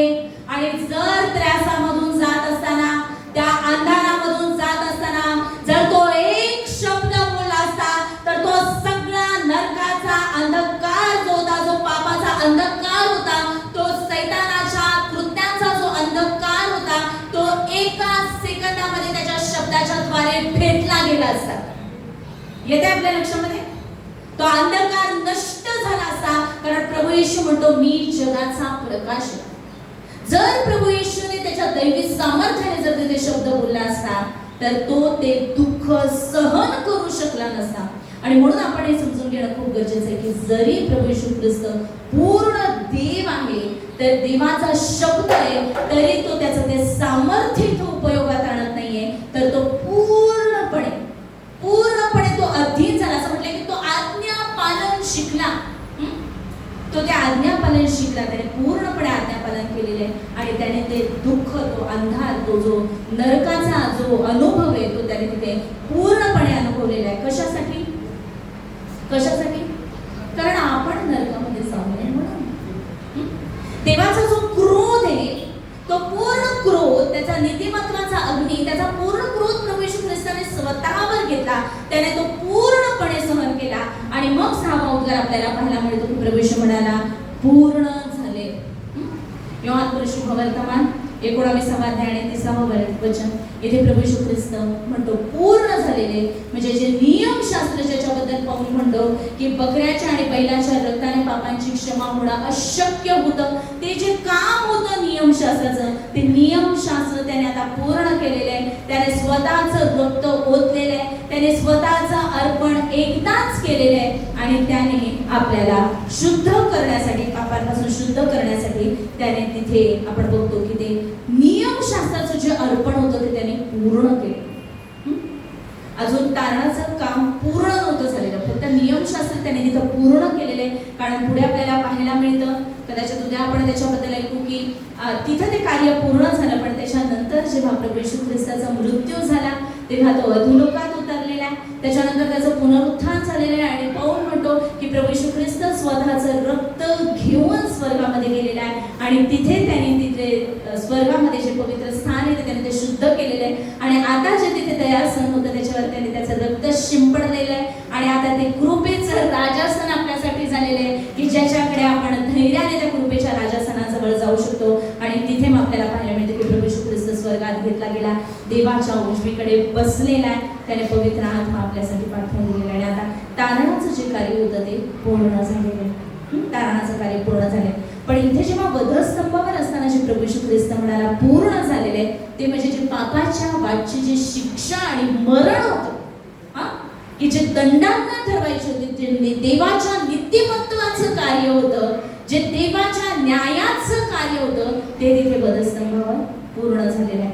आणि मग 7वा उद्गार लूक 23:46 मध्ये प्रभू येशू ख्रिस्त म्हणतो, हे बापा, मी आपला आत्मा तुझ्याकडे, तुझ्या हाती सोपवून देतो. प्रभू येशूने त्याचा आत्मा जो देवापासून आला होता, प्रभू येशू म्हणतो की मी देवापासून येतो आणि मी माझ्या पित्यापासून आलेलो आहे आणि आता मी माझ्या पित्याकडे जातो. आणि त्याने आपला आत्मा परमेश्वराच्या हाती सोपवून दिलेला. आपल्याला समजलं प्रभू येशू ख्रिस्ताने काय केलं. माझा शेवटचा मुद्दा आपण बघूया की माझ्या जीवनात त्याच्याद्वारे काय झालं, माझ्याद्वारे काय झालं, माझ्या जीवनामध्ये ह्या प्रभू येशू ख्रिस्ताच्या बलिदानाद्वारे काय झालं.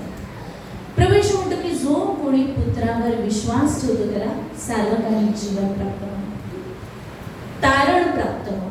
प्रभू येशू ख्रिस्त तारणार आहे, त्याने जे आपल्यासाठी सहन केलं त्याच्याद्वारे आपल्याला तारण प्राप्त झालेले.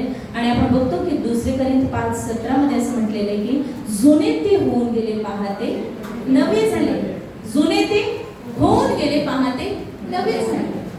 मला आपण परत पहिल्या जो आपण सुरुवात केली होती त्याच्याकडे येऊया की आपण आत्मा, जीव आणि शरीर आहोत. जुने ते होऊन गेले, आता ते नवीन झाले. म्हणजे मी आधी खूप अशक्त होते, आता मी खूप जाड झाले, तारणानंतर असं झालं का? मी काळी होते, मी गोरी झाले, असं झालं का? नाही. म्हणजे जुने ते होऊन गेले पहा ते नवे झालेले, याचा अर्थ तो शरीरामध्ये बदल झालेला आहे का? नाही. आपण शिकत आहोत आत्मा, जीव आणि शरीर. माझ्या मनामध्ये अजूनही वाईट विचार येतात, मनामध्ये मला कधीतरी अजूनही भीती वाटते, बरोबर? म्हणजे मनाचं तारण झालेलं आहे का पूर्ण अजून? नाही. पण मग जुने ते होऊन गेले पहा ते नवे झालेले, तर हा जो नव्या जन्माचा अनुभव आहे हा आत्म्यासाठी येते आपल्या लक्षामध्ये. कारण वचन आपल्याला सांगतं योहानाचं पहिलं पत्र 4 अध्याय आणि 17 वचन की आता जसा प्रभू येशू ख्रिस्त आहे तसे आपण या जगात आहोत. मग आपलं शरीर त्याच्यासारखं नाहीये, आपलं मन जे आपलं शारीरिक मन आहे ते त्याच्यासारखं नाहीये, पण आपला आत्मा 100% प्रभू येशू ख्रिस्तासारखा झालेला आहे. Praise the Lord. आपल्या आत्म्याचं पूर्णपणे तारण झालेले आहे. प्रभू येशू ख्रिस्ताच्या रक्ताने आपल्या सर्व पापांची क्षमा झाली. योहानाचं पहिलं पत्र 5वा अध्याय आणि 7 ते 9 वचन की त्याचा पुत्र येशू ख्रिस्त याचे रक्त आपल्याला सर्व पापापासून शुद्ध करतं. सर्व पाप म्हणजे कोणती?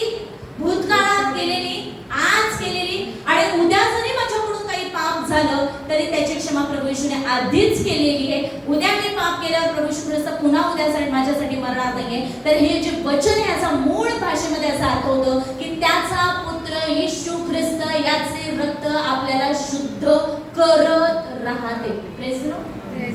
त्याने ते एकदाच ते एकमेव अर्पण केलेले आहे आणि आपल्याला सर्व काळसाठी त्याने शुद्ध केलेले आहे. आपल्याला त्याने सर्व काळसाठी ते तारण दिलेले आणि आपल्या पापांची क्षमा झालेली आहे. आता पापांबद्दल दंड नाहीये, तर आपल्याला आपल्या सर्व पापांची क्षमा होऊन त्याने आपल्याला तारण दिलेलं आहे. आपल्याला पूर्णपणे आपला आत्मा प्रभू येशू ख्रिस्तासारखा झालेला आहे. इब्रिकरास पत्र याचा 10वा अध्याय आणि 14वा वचन सांगते, इब्री 10:14, कारण पवित्र होणाऱ्यांना त्याने एकाच अर्पणाने सर्व कारचे पूर्ण केले आहे. सर्व काळासाठी त्याने आपल्याला पूर्ण केले. 15 आणि 16 वचन सांगतं की पवित्र आत्मा ही आपल्याला साक्ष देतो, कारण हे म्हटल्यावर परमेश्वर म्हणतो, त्या दिवसानंतर जो करार मी त्यांच्या बरोबर करीन तो हा, मी आपले नियम त्यांच्या मनात घालीन आणि ते त्यांच्या हृदय पटलावर लिहीन आणि त्यांची पापे व त्यांचे स्वैराचार मी यापुढे आठवणारच नाही. मग जेथे त्यांची क्षमा झाली तेथे पापाबद्दल अर्पण व्हावयाचे राहिले नाही.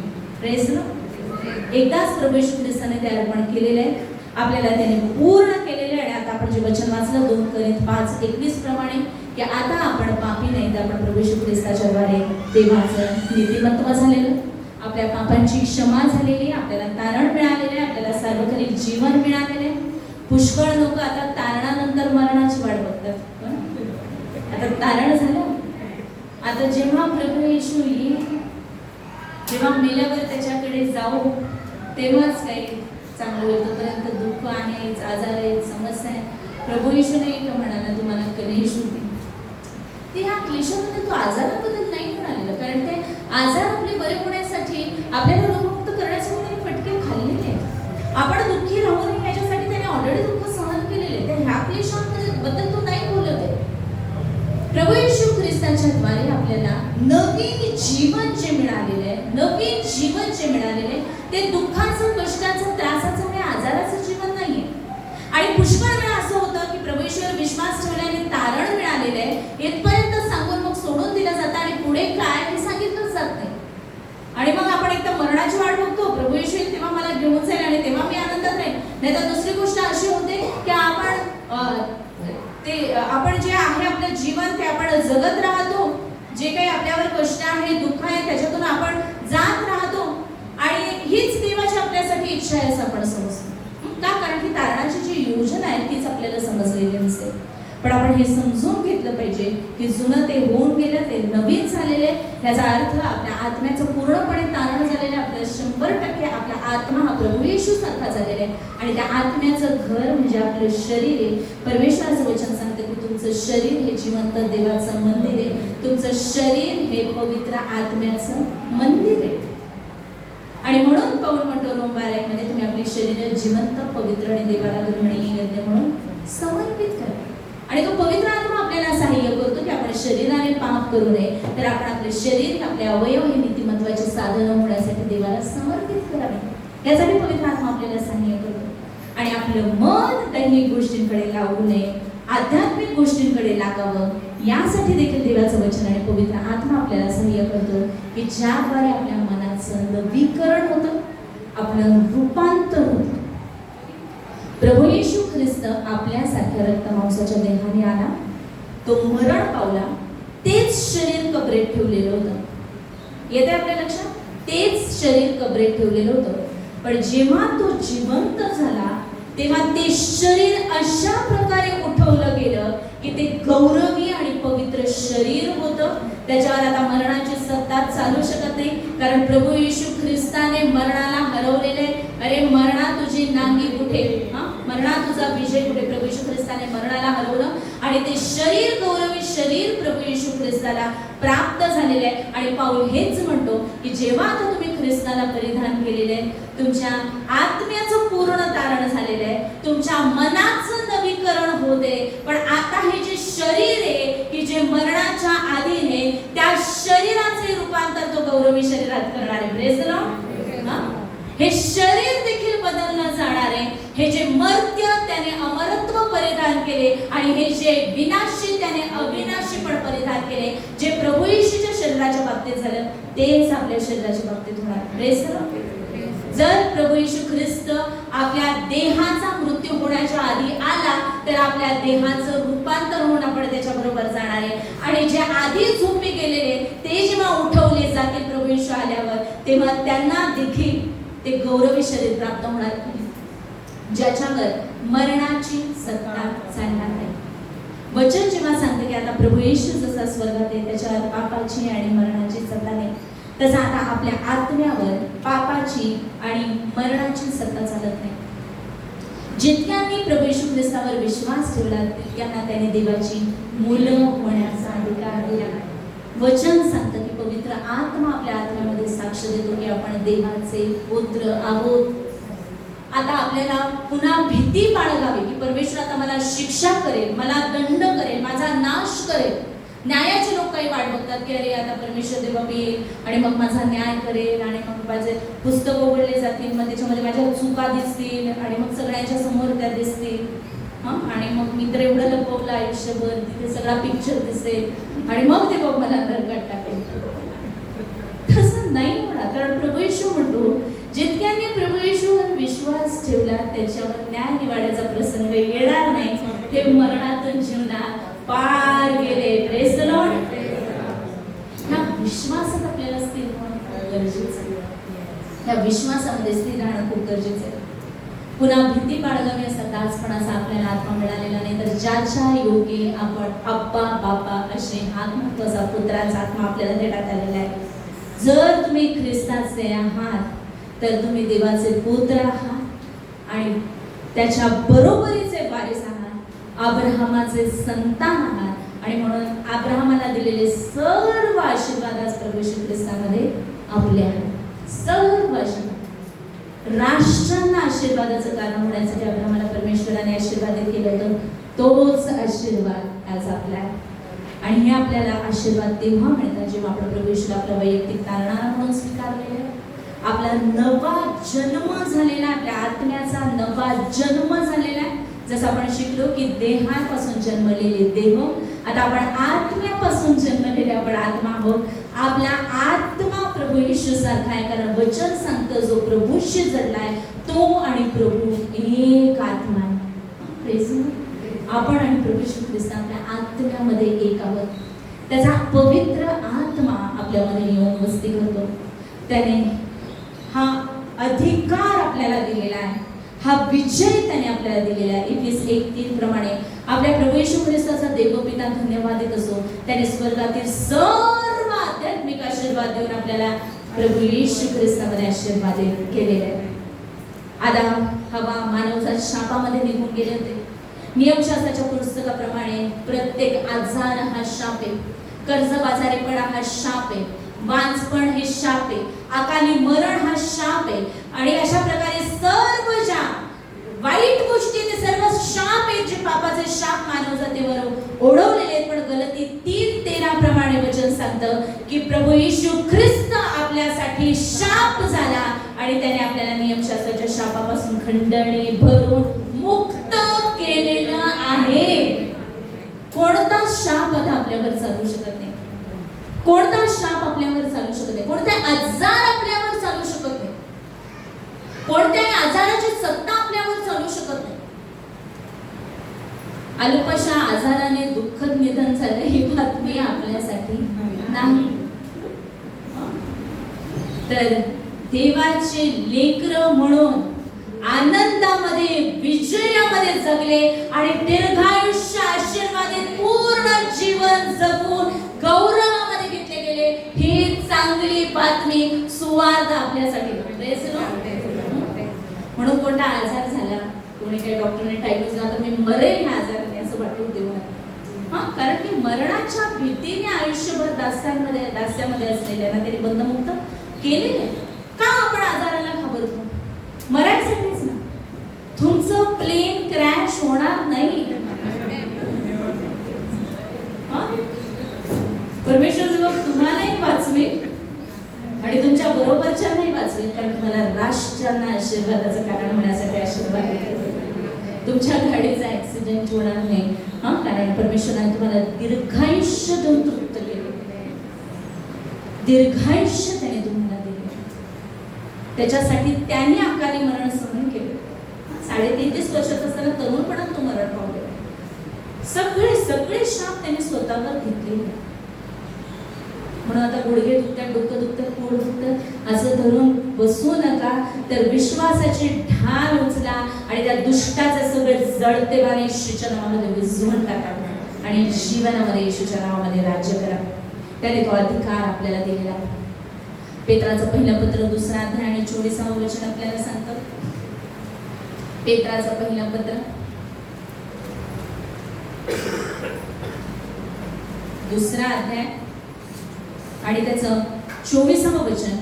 त्याने स्वतः तुमची आमची पापे स्वदेही वाहून खांबावर नेली. आता त्याचं ओझं घेऊन फिरू नका. आणि मी लहानपणी हे पाप केलं होतं आणि मी तरुणपणी हे पाप केलं होतं. एक मजा मी तुम्हाला सांगते. कधी कधी जेव्हा कोणतं संकट येतं ना आपल्यावर किंवा अडचण येते, तेव्हा आपण बसतो आणि जितके पाप आपल्याला आठवतील, जेव्हापासून आपल्याला कळायला लागले तेव्हापासूनचे सगळे पाप आपण आठवतो आणि क्षमा मागतो. बरोबर आहे? होतं ना असं की सगळ्या पापांची आपण क्षमा मागतो, कारण आपल्याला असं वाटतं की माझ्या पापांमुळे हा दंड माझ्यावर ओढवलेला. पण परमेश्वर म्हणतो की मी त्याचे पाप आणि स्वैराचार ह्याच्यापुढे आठवणारच नाही. तर का आठवता? ते जे काही तुमच्यावर आजार आलेला आहे, समस्या आली आहे, अडचण आलेली आहे, ह्याचा तुमच्या आत्म्यावर काहीच परिणाम होणार नाहीये, कारण तुमचा आत्मा प्रभू येशू ख्रिस्तासारखाच झालेला आहे. कारण वचन आपल्याला सांगतं इफिसकरास पत्र त्याचा पहिला अध्याय आणि 13 वचन. तुम्हीही सत्याचे वचन म्हणजे तुमच्या तारणाविषयीची सुवार्ता ऐकून घेतल्यानंतर त्याच्यावर विश्वास ठेवला. प्रभू येशूवर तुम्ही विश्वास ठेवला आणि त्याने देव केलेल्या पवित्र आत्म्याचा तुम्हावर त्याच्या ठाई शिक्का मारण्यात आलेला आहे. ह्याला इंग्लिश मध्ये म्हटलेले की सील केलेले. आपल्या आत्म्याला प्रभू येशू ख्रिस्ताने सील केलेले. सील केलेले म्हणजे काय? जे डबाबंद पदार्थ आपल्याला पाहायला मिळतात, हा, की जे सील केलेले ते सील. आपल्याला वाटतं ठप्पाच मारला, शिक्का मारला म्हणजे, है ना? तर तो पवित्र आत्म्याचा जो शिक्का मारलेला आहे त्याचा अर्थ आपल्याला त्याने सील बंद केलेले आहे. आता पापाचा परिणाम आपल्या आत्म्यावर होऊ शकत नाही.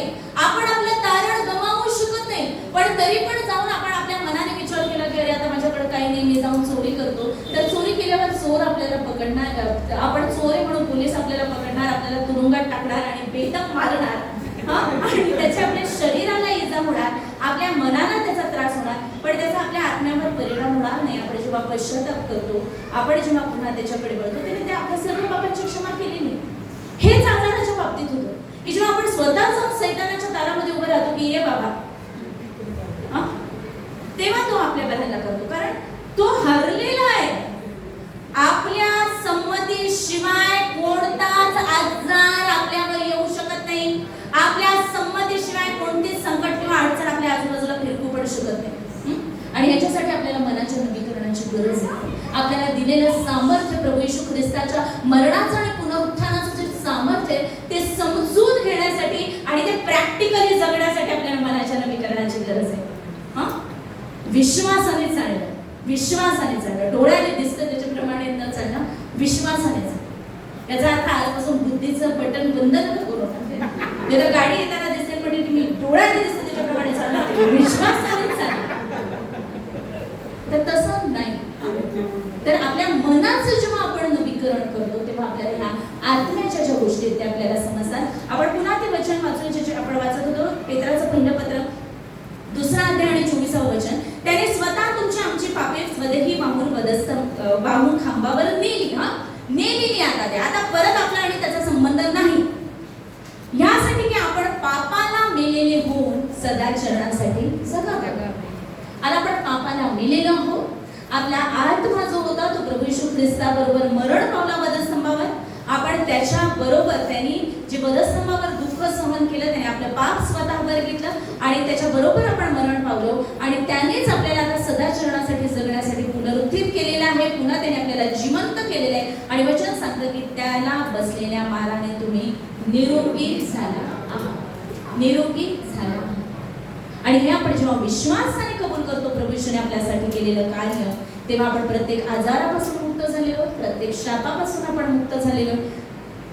तो वचनाची घोषणा करण्याचा अधिकार आणि सामर्थ्य त्याने आपल्याला दिलेलं आहे. आपल्या जीवेच्या ठाई जीवन आणि मरण आहे. पण आपण कुणाला प्रार्थना करायला सांगतो तरी त्याच्या आधी पण डायग्नोसिस सांगतो की डॉक्टरांनी असं सांगितलं माझ्यासाठी प्रार्थना करा. आणि कितीतरी वेळा आपण त्या आजाराचं नाव घेत राहतो आणि ते कबूल करत राहतो. पण आपल्याला ते कबूल करायचं नाही आहे. तर प्रभू येशू ख्रिस्ताने जे आपल्यासाठी केलेलं आहे ते आपल्याला कबूल करायचं आहे. जे जग आपल्याला दाखवतं, जे सैतान आपल्याला दाखवतोय ते आपल्याला पाहायचं नाहीये. तर जे परमेश्वराचं वचन आपल्याला सांगतं की त्याला बसलेल्या माराने तुम्ही निरोगी झालेला आहे, ते आपल्याला विश्वासाने स्वीकारायचं आहे. कारण तुम्ही मेंढरासारखे भटकत होता, परंतु आता तुमच्या जीवांचा मेंढपाळ संरक्षक ह्याच्याकडे तुम्ही फिरला. आणि तो परमेश्वर म्हणतो की जे काही पित्याने माझ्या हातात दिले ते त्यांना मी मुळीच घालून देणार नाही, तुम्ही हरवणार नाहीत. आपण त्याच्या हातामध्ये सुरक्षित असे आहोत. आपण बघितलं की प्रभू येशू ख्रिस्ताच्या वधस्तंभावरच्या मरणाद्वारे आणि पुनरुत्थानाद्वारे आपल्याला सार्वकालिक जीवन मिळालेलं आहे, तारण मिळालेलं आहे. आणि हे तारण मरणानंतर नाहीये, तर ज्या वेळेस आपण प्रभू येशू ख्रिस्तावर विश्वास ठेवलेला आहे, आपण मरणातून जीवनात पार आलेलो आहोत, आपण देवाच्या राज्याचे पुत्र झालेलो आहोत, आपण त्याच्या कुटुंबात घेतले गेलेलो, ते जीवन आपल्यामध्ये चालू झालेले आहे. आपल्याला मरणाची भीती नाही. तर मरण हा आपल्या जीवनातला एक फक्त क्षण असणार आहे की जेव्हा आपण, जसं मी नेहमी सांगत असते की आपले चर्चला जाण्याचे कपडे वेगळे असतात, घरातले कपडे वेगळे असतात. आपण घरातले कपडे काढून ठेवतो आणि चर्चला जाण्याचे छान कपडे घालतो आणि जातो. तसं होणार आहे फक्त की आपलं हे जे शरीर आहे हे टाकलं जाणार आहे आणि आपण प्रभू येशू ख्रिस्ताच्या गौरवात घेतले जाणार आहे. हेच मरण काय आहे आपल्यासाठी. आणि म्हणून पाऊल म्हणतो की मला जगणे हे ख्रिस्त आणि मरण हा लाभ आहे. मरणाची भीती निघून गेलेली आहे. नांगी प्रभू येशू ख्रिस्ताने काढून टाकलेले. मरणावर राज्य करणाऱ्या सैतानाला त्याने मरणाने शून्यवत करून आपल्याला जीवन दिलेले, आपल्याला आशीर्वाद दिलेला आहे, आपल्याला ख्रिस्ताचं मन दिलेलं आहे, आपला आत्मा प्रभू येशू ख्रिस्तासारखा झालेला आहे. एफेसकरास पत्र 4 अध्याय आणि 24 वचन सांगतं, आणि सत्यापासून निर्माण होणारे नीतिमत्व व पवित्रता यांनी युक्त असा देव सदृश्य निर्माण केलेला नवा मनुष्य धारण करा. तो पवित्रता आणि नीतिमत्व यांनी युक्त असा नवा मनुष्य आपण धारण केलेला आहे. तो पवित्र आत्मा आपल्यामध्ये वस्ती करतो आणि तो आपल्याला वचन सांगतो, स्तोत्रकर्ता म्हणतो की तू आपल्या नावास्तव मला नीती मार्गाने चालवतो. तो आपल्याला नीती मार्गाने चालवणारा परमेश्वर, त्याचा पवित्र आत्मा आपल्याला पवित्रात चालवणार आहे. जसं हवेला वाटलं की मी फळ खाऊन ते मिळवेल पण ती पापात पडली, नियमशास्त्र पूर्ण केल्याने मी नीतिमान ठरलेलं असं नाही, तर देवाच्या कृपेने हे नीतिमत्व आपल्याला मिळालेलं आहे. देवाच्या कृपेने हे नीतिमत्व आपल्याला मिळालेलं आहे. जेव्हा आपण विश्वास ठेवतो, आपण बघितलं प्रभूश्वर, जेव्हा आपण विश्वास ठेवतो, आपण पश्चाताप करतो, पापांची क्षमा मागतो आणि तारणाचा जेव्हा आपल्याला अनुभव येतो, तेव्हा आपण आपला आत्मा प्रभू येशू ख्रिस्तासारखा झालेला आहे. आपलं मन जे त्याचं नवीकरण होत आहे पवित्र आत्म्याच्या द्वारे, त्याच्या वचनाद्वारे. जितका वेळ आपण पवित्र आत्म्याच्या सानिध्यामध्ये, वचनाच्या सानिध्यामध्ये घालवणार, तेवढं आपल्या मनाचं नवीकरण होत राहणार आहे.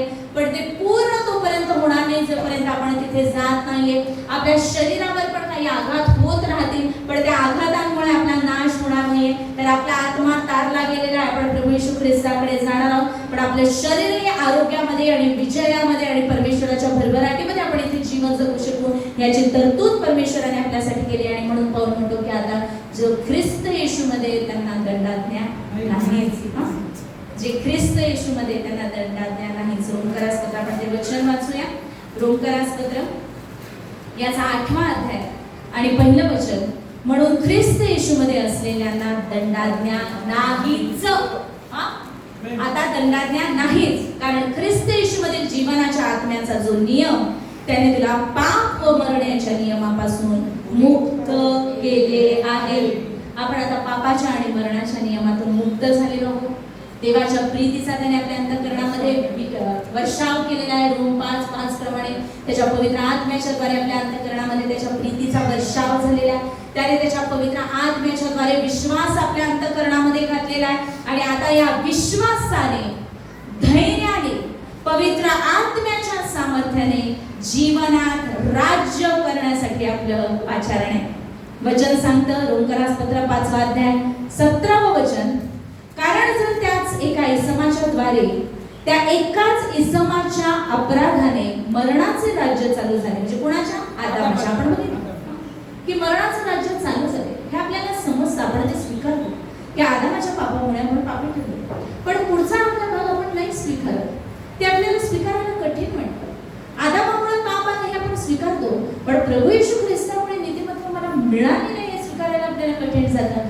आज तो विचार आपण मनातून काढून टाकूया आणि पूर्णपणे त्याला समर्पित होऊया. तर जे कृपेचे व नीतिमत्वाचे दार, कारण हा जो दुसरा आदाम आहे, की जो शेवटला आदाम आहे, की जो देवाचा पुत्र आहे, तर त्याने जे कार्य केलेले ते त्याने एकदाच केलेले, सर्व काळसाठी केलेले. तर जे कृपेचे व नीतिमत्वाचे दान याची विपुलता स्वीकारतात, जेव्हा जी प्रभू येशू ख्रिस्ताच्या द्वारे नीतिमत्व आपल्याला दिले, प्रभू येशू ख्रिस्ताच्या ठायी जी कृपा आपल्याला मिळालेली आहे, ती जे स्वीकारतात ते विशेष करून त्या एकाच येशू ख्रिस्ताच्या द्वारे जीवनात राज्य करते. Praise the Lord.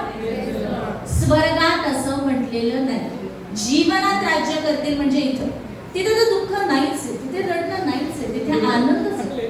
पण इथे पण आपण दुःखात राहू नये, आजारामध्ये राहू नये अशी देवाची इच्छा आहे. आपण जीवनात राज्य करावं अशी त्याची इच्छा आहे. इफिस्करास पत्र हे वचन बघून आपण इथे बंद करूया. इफिस्करास पत्र आपण बघत आहोत की आपल्या आत्म्यामध्ये काय गोष्टी घडलेल्या आहेत. इफिस्करास पत्र पहिल्या अध्यायामध्ये आपण बघितले की देवाची बलशाली पराक्रमाची कृती काय हे आपण ओळखून घ्यावं अशी त्याची इच्छा.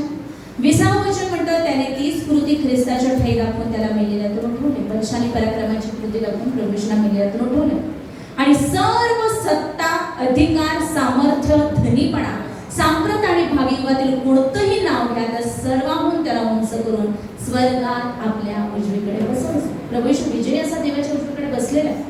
त्याने सर्व काही त्याच्या पायाखाली ठेवलं. प्रभू येशूच्या पायाखाली सर्व सत्ता आणि अधिकार, आणि त्याने सर्वांवर मस्तक असे व्हावे म्हणून त्यास मंडळीला दिले. हेच त्याचे शरीर जो सर्वांनी सर्व काही भरतो त्याने ती भरलेली. एक महत्वाची गोष्ट पुन्हा आपल्याला इथे शिकायला मिळते की जो सत्ता आणि अधिकार सैतानाने आपल्यापासून लबाडीने हिरावून घेतला होता तो प्रभू येशू ख्रिस्ताने त्याच्याकडून ओरबाडून घेतलेला आहे. कलसरीकरास पत्र 2 अध्याय आणि 15व्या वचनामध्ये आपल्याला हे पाहायला मिळतं की त्याने सत्ताधीशांना व अधिकाऱ्यांना नाडून, त्याच्या आधीचं 14वं वचन आपण वाचूया. आपल्या विरुद्ध असलेले म्हणजे आपल्याला प्रतिकूल असलेले विधीचे ऋणपत्र त्याने खोडले व वधस्तंभाला खिळून त्याने ते रद्द केले.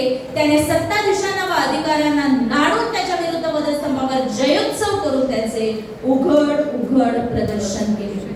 सैतान हरलेला आहे. सर्व सत्ता आणि अधिकार प्रभू येशू ख्रिस्ताकडे. आणि 2 अध्याय 4थं वचन सांगतं तरी देव दया संपन्न आहे म्हणून आपण आपल्या अपराधांमुळे मृत झालेले असताय.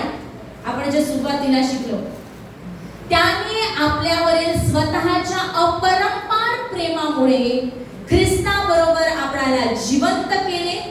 कृपेने तुमचे तारण झालेले आहे. शंका बाळगू नका. जेव्हा तुम्ही प्रभू येशूला वैयक्तिक तारणारा म्हणून स्वीकारता, येशू प्रभू आहे असं म्हणून तुम्ही तुमच्या जीवनाचा अधिकार आणि प्रभुत्व त्याला देता, स्वतःचा संपूर्ण अधिकार त्याला देता आणि देवाने त्याला मेलेल्यातून जिवंत केला असा आपल्या अंतःकरणात विश्वास धरता, तेव्हा तुमचं तारण झालेलं आहे असं रोमकरास पत्र आपल्याला सांगतं. आणि ख्रिस्त येशूच्या ठायी त्याच्याच बरोबर उठवले व त्याच्याच बरोबर स्वर्गात बसवले. यासाठी की ख्रिस्त येशूच्या ठायी त्याच्या तुम्हावरील ममतेच्या द्वारे येणाऱ्या युगात त्याने आपल्या कृपेची अपार समृद्धी दाखवावी. आता आपल्याला त्याच्या कृपेची अपार समृद्धी अनुभवायची, त्याच्या आशीर्वादांचा आपल्याला अनुभव घ्यायचा आहे, त्याच्या आरोग्यामध्ये आपल्याला जगायचं आणि त्याच्या विजयामध्ये आपल्याला जगायचं आहे.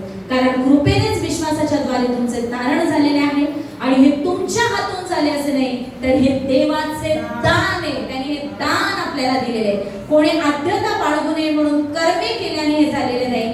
आपण सत्कृत्य करावे म्हणून ख्रिस्त येशूच्या ठायी निर्माण केलेले असे आपण त्याची हस्तकृती आहोत. ते सत्कृत्य आचरित आपण आपला आयुष्यक्रम चालवावा म्हणून देवाने ती पूर्वी योजून ठेवली. आणि ते सत्कृत्य करायसाठी आपल्याला खटपट करायची नाही, तर जो पवित्र आत्मा आपल्यामध्ये तो ते उत्तम जीवन आपल्याकडून जगून घेणार आहे असं वचन आपल्याला सांगतं. प्रभू येशू ख्रिस्ताचा पुनरुत्थानाचा आत्मा, जिवंत देवाचा पुनरुत्थानाचा आत्मा तो आपल्याला देण्यात आलेला आहे. तो आपल्यामध्ये वस्ती करतो. तो आपल्या मर्त्य शरीराला जीवन देणार आहे. आणि मग जेव्हा अशा प्रकारे आपल्याला पापांची क्षमा, तारण, सार्वकालिक जीवन, देवाची मुलं असण्याचा अधिकार, पवित्र आत्म्याचं सामर्थ्य प्राप्त झालेलं आहे, तर ते घेऊन आपल्याला घरात बसून नाही राहायचंय. तर प्रभू येशू म्हणतो तुम्ही पृथ्वीच्या शेवटापर्यंत माझे साक्षी व्हा. आपला न्याय निवाडा झालेला नाहीये, आपल्यावर न्यायाचा प्रसंग आलेला नाहीये, देवाने आपल्याला दोषी ठरवलेले नाहीये. कुणाचा न्याय करू नका, कुणाला दोष देऊ नका, कुणाचे दोष दाखवू नका, कुणाला दोषी ठरवू नका. तर प्रभू येशू म्हणतो की जशी मी तुमच्यावर प्रीती केली तशी तुम्ही एकमेकांवर प्रीती करा. देवाने प्रभू येशू ख्रिस्ताच्या ठाई जशी तुम्हाला क्षमा केली तशी तुम्ही एकमेकांना क्षमा करा. कारण त्या प्रीतीने आणि क्षमेने आपल्याला ख्रिस्ताची कृपेची सुवार्ता सांगून अनेकांसाठी साक्षी व्हायचं. प्रभू येशूचे साक्षी व्हायचं. जे सांगितलं तेवढंच करूया, त्याच्या पुढे न्यायनिवाडा करायला नको जायला. जे काय सांगितलं प्रभू येशूने साक्षी व्हा, तर साक्षच देऊया. आणि ते साक्षी आपण असे होऊ की युगानुयुग चमकणाऱ्या ताऱ्यांप्रमाणे तो आपल्याला त्याचे साक्षी बनवून ठेवेल. कारण वचन सांगतं पुष्कळ लोकांस धार्मिकतेकडे वळविणारे लोक युगानुयुग ताऱ्यांप्रमाणे चमकतील. तो आशीर्वाद परमेश्वराने आपल्याला दिलेला आहे. राष्ट्रांसाठी आशीर्वादाचं कारण होण्यासाठी त्याने आपल्याला आशीर्वादित केलेले आहे. पवित्र आत्म्याच्या सामर्थ्याने आपल्याला परिपूर्ण करण्याची त्याची इच्छा आहे. तो म्हणतो मागा म्हणजे तुम्हाला मिळेल. तुम्ही वाईट असता आपल्या लेकरांना चांगल्या गोष्टी देण्याचं तुम्हाला कळतं, तर जे स्वर्गातील पित्याकडे मागतात तो किती विशेष करून त्यांना पवित्र आत्मा दे. पाऊल म्हणतो की श्रेष्ठ कृपादानांची उत्कंठा बाळगा, प्रीती हे तुमचं ध्येय असू द्या. पवित्र आत्मा मागा, त्याच्या सामर्थ्याचा अभिषेक मागा. प्रभू येशू म्हणतो विश्वास ठेवणाऱ्यांबरोबर हे चिन्ह सजते. मार्क 16 प्रमाणे ते दुखणाऱ्यांवर हात ठेवले म्हणजे ते बरे होते. ते प्रभू येशूच्या नावाने भूत काढतील. कोणताही प्राणघातक पदार्थ प्याले तरी तो त्यांना बाधणार नाही. ते सर्प उचलतील. परमेश्वराचं वचन सांगते की प्रभू येशूने आपल्याला हा अधिकार दिलेला आहे की आपण विंचू आणि साप यांना तुडवत जाऊ आणि शत्रूच्या सर्व शक्तीवरचा अधिकार त्याने आपल्याला दिलेला आहे. त्या अधिकारात जगण्यासाठी आणि जीवनात राज्य करण्यासाठी आपल्याला पाचारण केलेले आहे.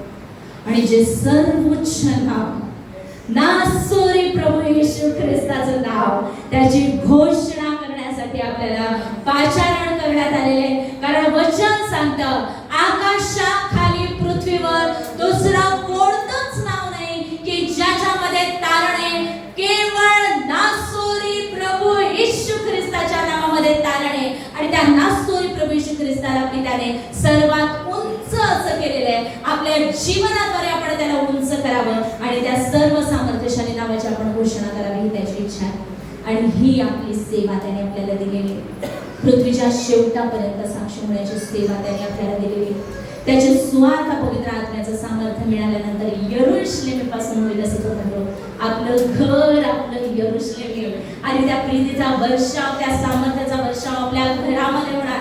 मग यहुदिया, शेजारी पाजारी, मग शमरोना की जे दुसरे लोक आहेत त्यांच्यामध्ये, आणि मग पृथ्वीच्या शेवटापर्यंत असं प्रभू येशू म्हणतो. आपण त्या ऑर्डरने चालण्यासाठी स्वतःला समर्पित करूया. त्या सामर्थ्याचा अभिषेक अनुभवण्यासाठी जे प्रभू येशूने केलं तेच करण्यासाठी त्याने आपल्याला पाचारण केलेलं आहे. त्याच्या नावामध्ये परमेश्वराचं वचन आपल्याला ही खात्री देतं की जेव्हा आपण ती कृपेची सुवार्ता सांगणार आहे, न्यायाची दंडाची नाही, आणि पाप कबूल केलं नाही तर मरशील आणि नरकात जाशील आणि देवाचा क्रोध तुझ्यावर होईल, ही सुवार्ता नाही, हा परिणाम तो आपल्याला सांगायचाच आहे की आत्मा जर तारला गेला तर स्वर्गात जाणार आहे, जर तारला गेला नाही तर नरकात जाणार आहे. पण ही देवाची इच्छा नाही की आपल्या आत्म्याचा नाश व्हावा. हे सांगणं आपल्याला गरजेचं आहे. देवाची प्रीती सांगणं गरजेचं आहे. देवाची कृपा सांगण्याची गरज आहे. आणि त्या कृपेद्वारे आणि प्रीतीद्वारे प्रभू येशू ख्रिस्ताच्या द्वारे जे वधस्तंभावर कार्य त्यांनी पूर्ण केलेले त्याची आपल्याला घोषणा करणं गरजेचं आहे की तो जीवनाचा आणि शांतीचा जो संदेश आहे तो आपल्याला गाजवायचा आहे. ती सुवार्ता आपल्याला सांगायची. आणि जेव्हा आपण ही कृपेची आणि प्रीतीची आणि जीवनाची सुवार्ता सांगू तेव्हा परमेश्वराचं वचन आपल्याला खात्री देतं की आबा पिता स्वतः आपला हात लांब करून त्याच्या वचनाचं समर्थन करेल. जेव्हा तुम्ही विश्वासाने सांगत आहे प्रभू येशू जिवंत आहे, तेव्हा तो प्रभू येशू ज्याला तुम्ही सुवार्ता सांगत आहे त्यांना दाखवून देईल की तुम्ही तो जिवंत आहे. जेव्हा तुम्ही विश्वासाने सांगत की प्रभू येशूला बसलेल्या फटक्याने तुम्हाला आरोग्य मिळालेले आहे, तेव्हा तो प्रभू येशू पवित्र आत्म्याच्या सामर्थ्याच्या द्वारे दाखवून देईल की तो जिवंत आहे आणि त्याला बसलेल्या फटक्याने आपल्याला आरोग्य मिळालेले आहे. आणि कोणताच आजार मोठा नाही, प्रत्येक आजार तो बरा करणारा परमेश्वर आहे. प्रभू येशूला बसलेल्या माराने आपण निरोगी झालेलो. प्रत्येक कर्ज प्रभू येशू ख्रिस्ताच्या रक्ताने कॅन्सल झालेले आहे. प्रत्येक शाप प्रभू येशू ख्रिस्ताच्या द्वारे निघून गेलेला आहे आणि त्याने आपल्याला आशीर्वादित केलेले आहे. आणि ही राज्याची सुवार्ता आपल्याला सांगायची. आणि प्रभू येशू ख्रिस्त स्वतः त्याच्या नावामध्ये चिन्ह, चमत्कार, अद्भुत कृत्य घडवून आणेल. स्वर्गातील प्रेमळ पिता त्याच्या वचनाचं समर्थन करेल आणि पवित्र आत्म्याच्या द्वारे कार्य सिद्ध करेल. आणि तो पवित्र आत्मा आपल्या जीवनात आणि आपल्या जीवनाद्वारे प्रभू येशू ख्रिस्ताचं गौरव करून घेईल. म्हणून आपण परमेश्वराच्या नावाला धन्यवाद देऊया, त्याचं गौरव करूया. रडारडी करत नाही तर वचनाची दुधारी तलवार घेऊन आज बाहेर जाऊया आणि आनंद करूया, कारण त्याच्या सानिध्यामध्ये पूर्ण आनंद आहे. आपण उभे राहूया, परमेश्वराच्या नावाचा गौरव करूया. आणि शेवट आपण रंगलिया मोहे रंगलिया, येतं का मॅडम? येतं क्वायर ग्रुप? आनंद करून नाचून गाऊन जाऊया. दानार्पण आहे, तर दानार्पणाच्या वेळेस गीत घ्यायचं का? नाचत बसले तर दानार्पण टाकणार नाही. चालेल चालेल, पण आपण जायच्या आधी हे गीत घेऊया. आपण आधी प्रार्थना करू. परमेश्वराला धन्यवाद देऊ.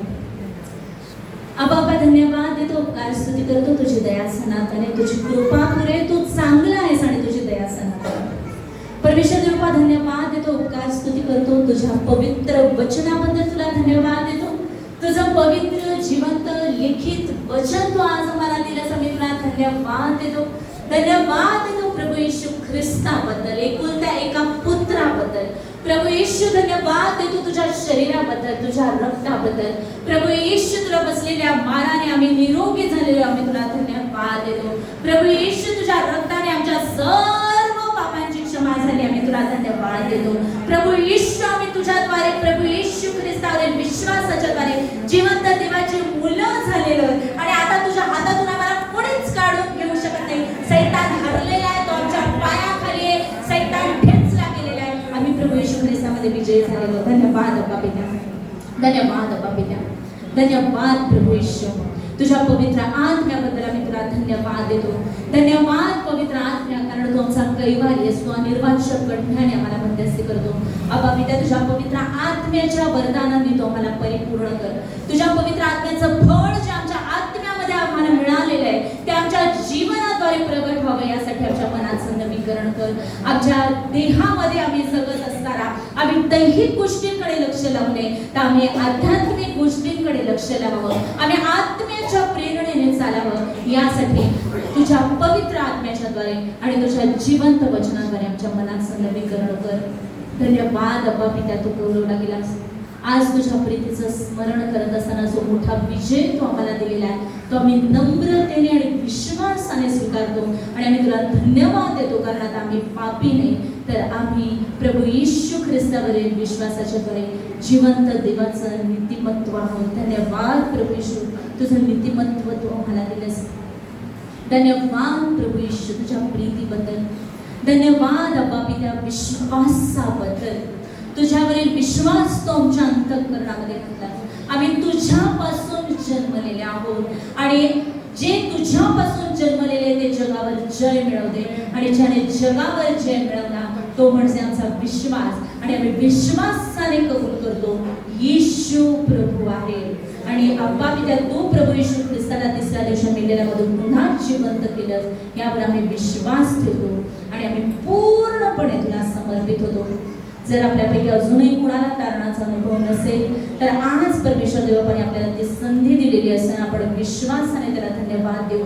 आपण त्याची उपकार स्तुती करू, आपण कबूल करू की होय प्रभू येशू, आम्ही पापी आहोत. आम्ही पापी असतानाच अप्पा पिता तुमच्यावर प्रीती केली, धन्यवाद देतो.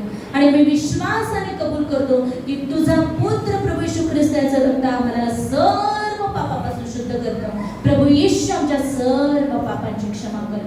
प्रभू येशू तुला आम्ही आमचा तारणारा आणि प्रभू म्हणून स्वीकारतो. तो आमच्या अंतःकरणामध्ये येऊन वसती कर. धन्यवाद प्रभू येशू, तुझ्यावरील विश्वासाच्या द्वारे जिवंत देवाची मुलं होण्याचा अधिकार दिला. ज्यामुळे विश्वासाने आता ही प्रार्थना केलेली आहे, तुमचं देवाच्या राज्यामध्ये त्याची मुलं म्हणून त्याच्या कुटुंबामध्ये स्वागत झालेले आहे, प्रवेश झालेला आहे. आता त्याच्याद्वारे जीवनामध्ये राज्य करण्यासाठी स्वतःला त्याच्या हातामध्ये समर्पित करा. धन्यवाद अप्पा पिता, धन्यवाद प्रभू येशू, तो आम्हाला सर्व आशीर्वादित केलेले आहे. धन्यवाद देतो तुझ्या विजयामध्ये जीवन जगण्यासाठी, तुझ्याद्वारे प्रभू येशू जीवनात राज्य करण्यासाठी आम्ही तुझ्या कृपेची आणि नीतिमत्वाची विपुलता यांचा आम्ही विश्वासाने स्वीकार करतो. धन्यवाद अप्पा पिता. आमच्या बुद्धीस न समजणाऱ्या अशा गोष्टी आज तुझ्या पवित्र आत्म्याच्या द्वारे तो मला प्रगट केल्यास धन्यवाद देतो. तुझ्या ज्ञानाचा आत्मा तो आम्हाला दिलेला आहे, धन्यवाद देतो. तुझ्या ओळखी संबंधीच्या ज्ञानाचा आणि प्रगटीकरणाचा आत्मा तो आम्हाला दिलेला असताना आम्ही अधिक आणि अधिक तुझ्या वचनामध्ये वाढावं यासाठी तुझी कृपा तो आम्हाला करून दे. तो आम्हाला दिलेली सत्ता, अधिकार आणि विजय प्रभू येशू ख्रिस्ताच्या मरणाचं आणि पुनरुत्थानाचं सामर्थ्य हे आम्ही समजून घेऊन त्यांच्या जीवनामध्ये त्यामध्ये चालावं, जगावं, तुझ्यामध्ये विजय जीवन जगून तुझ्या विजयामध्ये तुझ्या सार्वकालिक जीवनामध्ये तुझ्याकडे यावे यासाठी तुझी कृपा तुम्हाला पुरून दे. धन्यवाद देतो तुमच्या डोळ्याचे सर्व शुभ सुख टाकलेस.